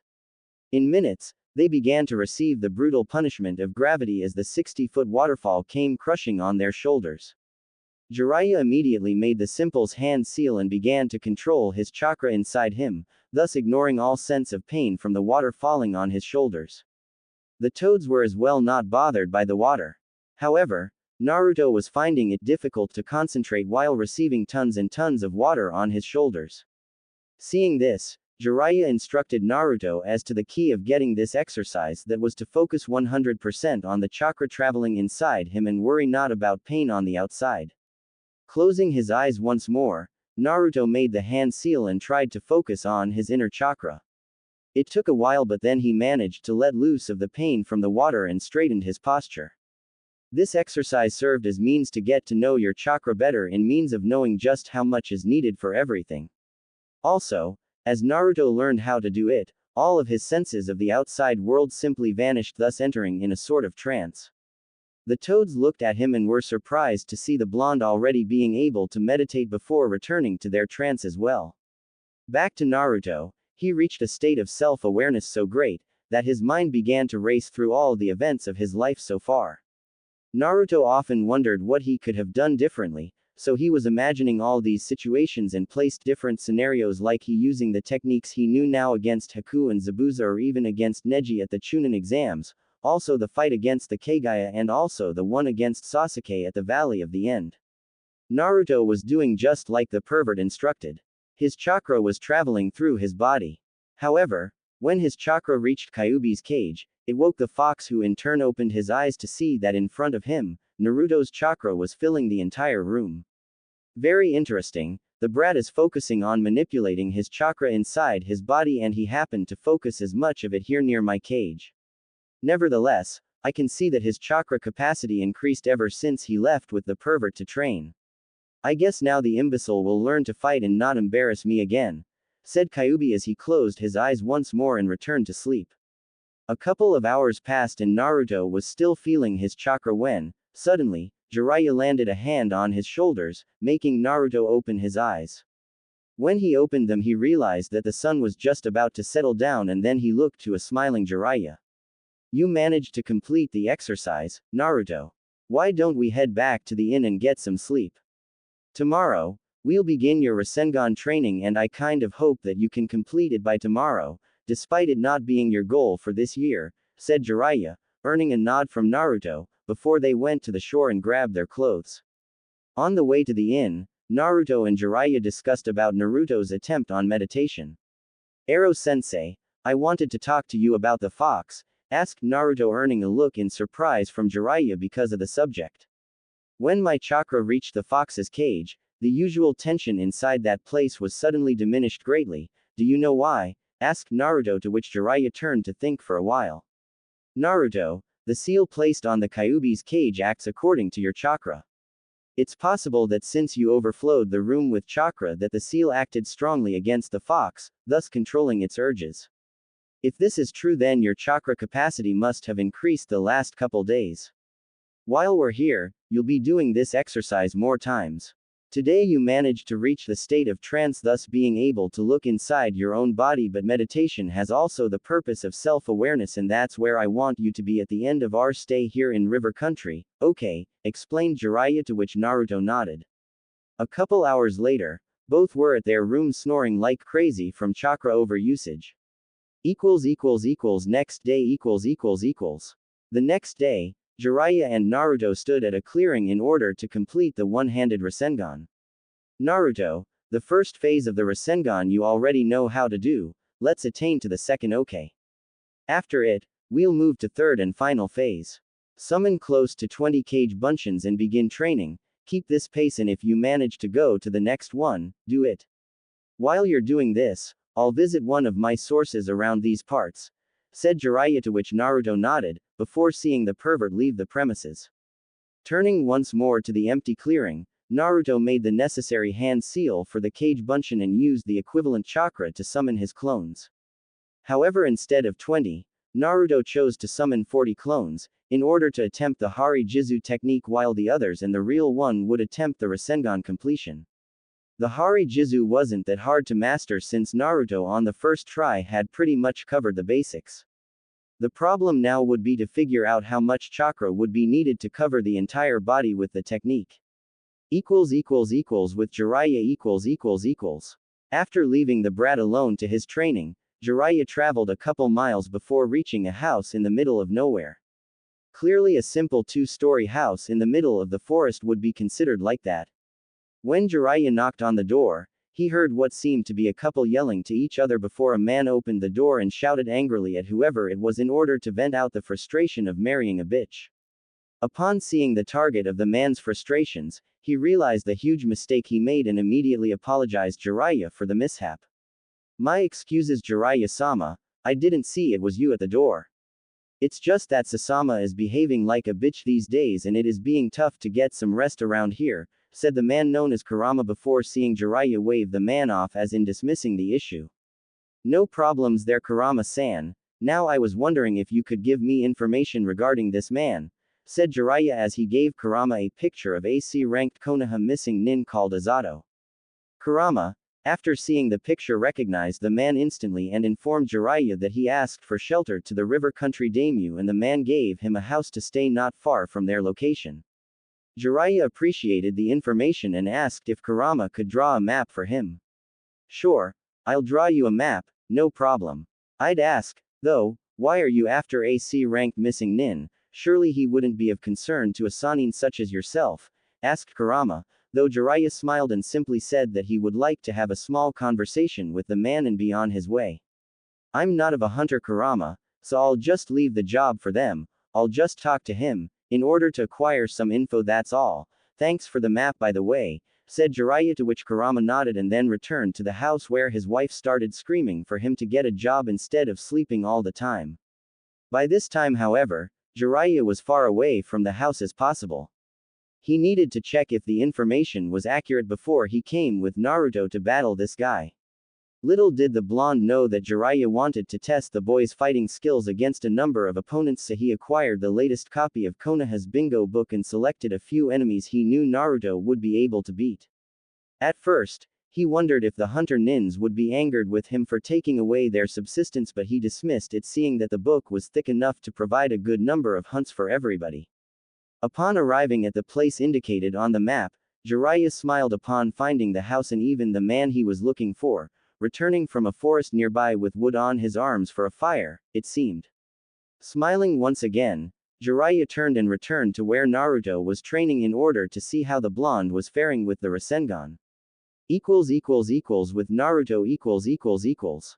After 2 hours of training, the clones dealing with the Hari Jizu technique were already dispelled since the technique was already mastered by Naruto. So now, the blonde was left with the Rasengan to master. The second phase of the technique went down fast as Naruto with his clones needed close to 30 minutes to be able to do one-handedly. The third part though proved to be difficult, as now, both Naruto and the clones needed to use the first and second phase altogether.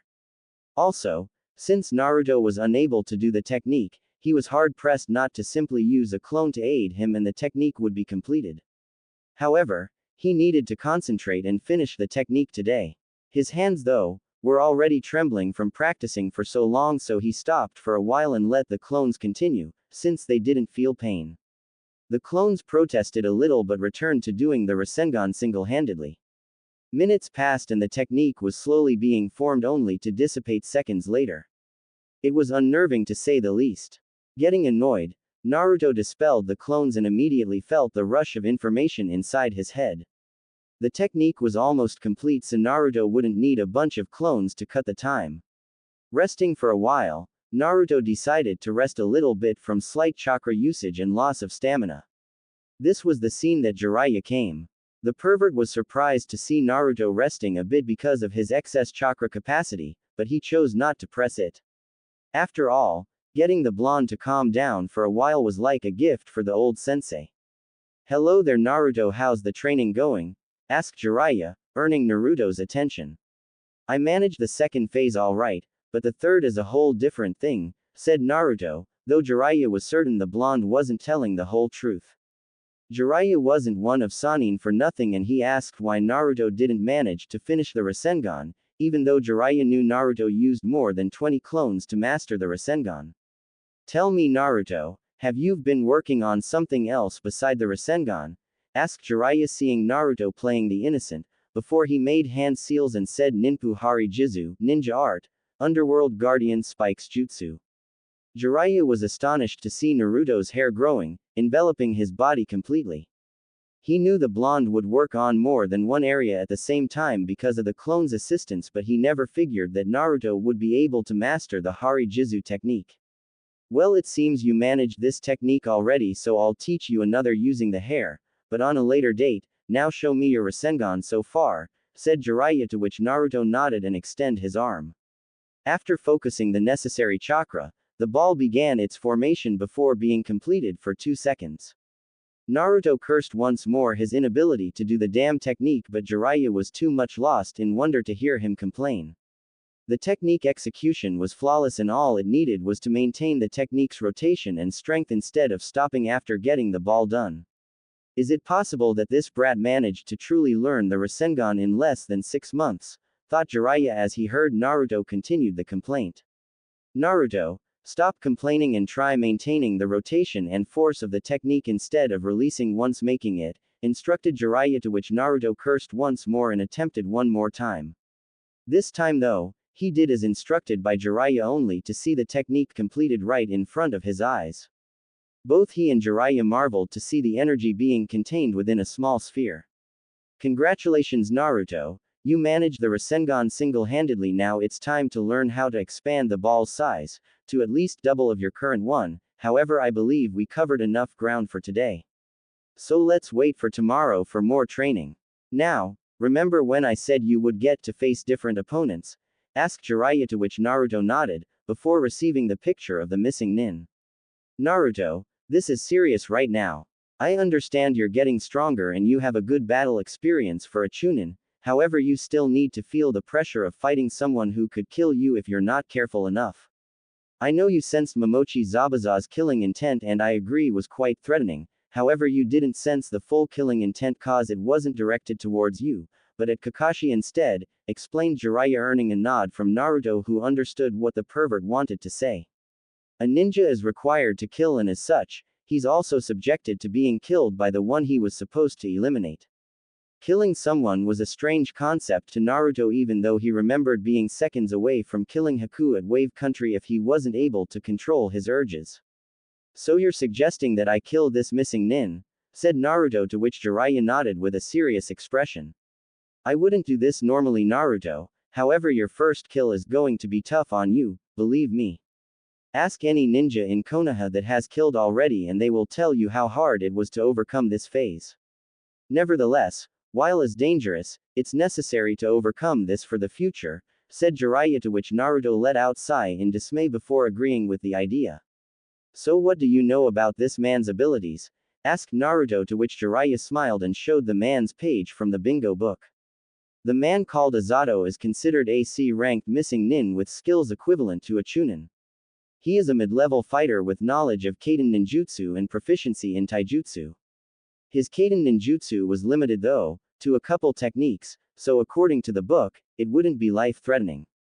He is located a few miles away from here, so we'll go there right now and face him. Are you ready? Asked Jiraiya, earning a nod from Naruto. I can't say I know what will be like once the battle starts, but I'm ready as I'll ever be.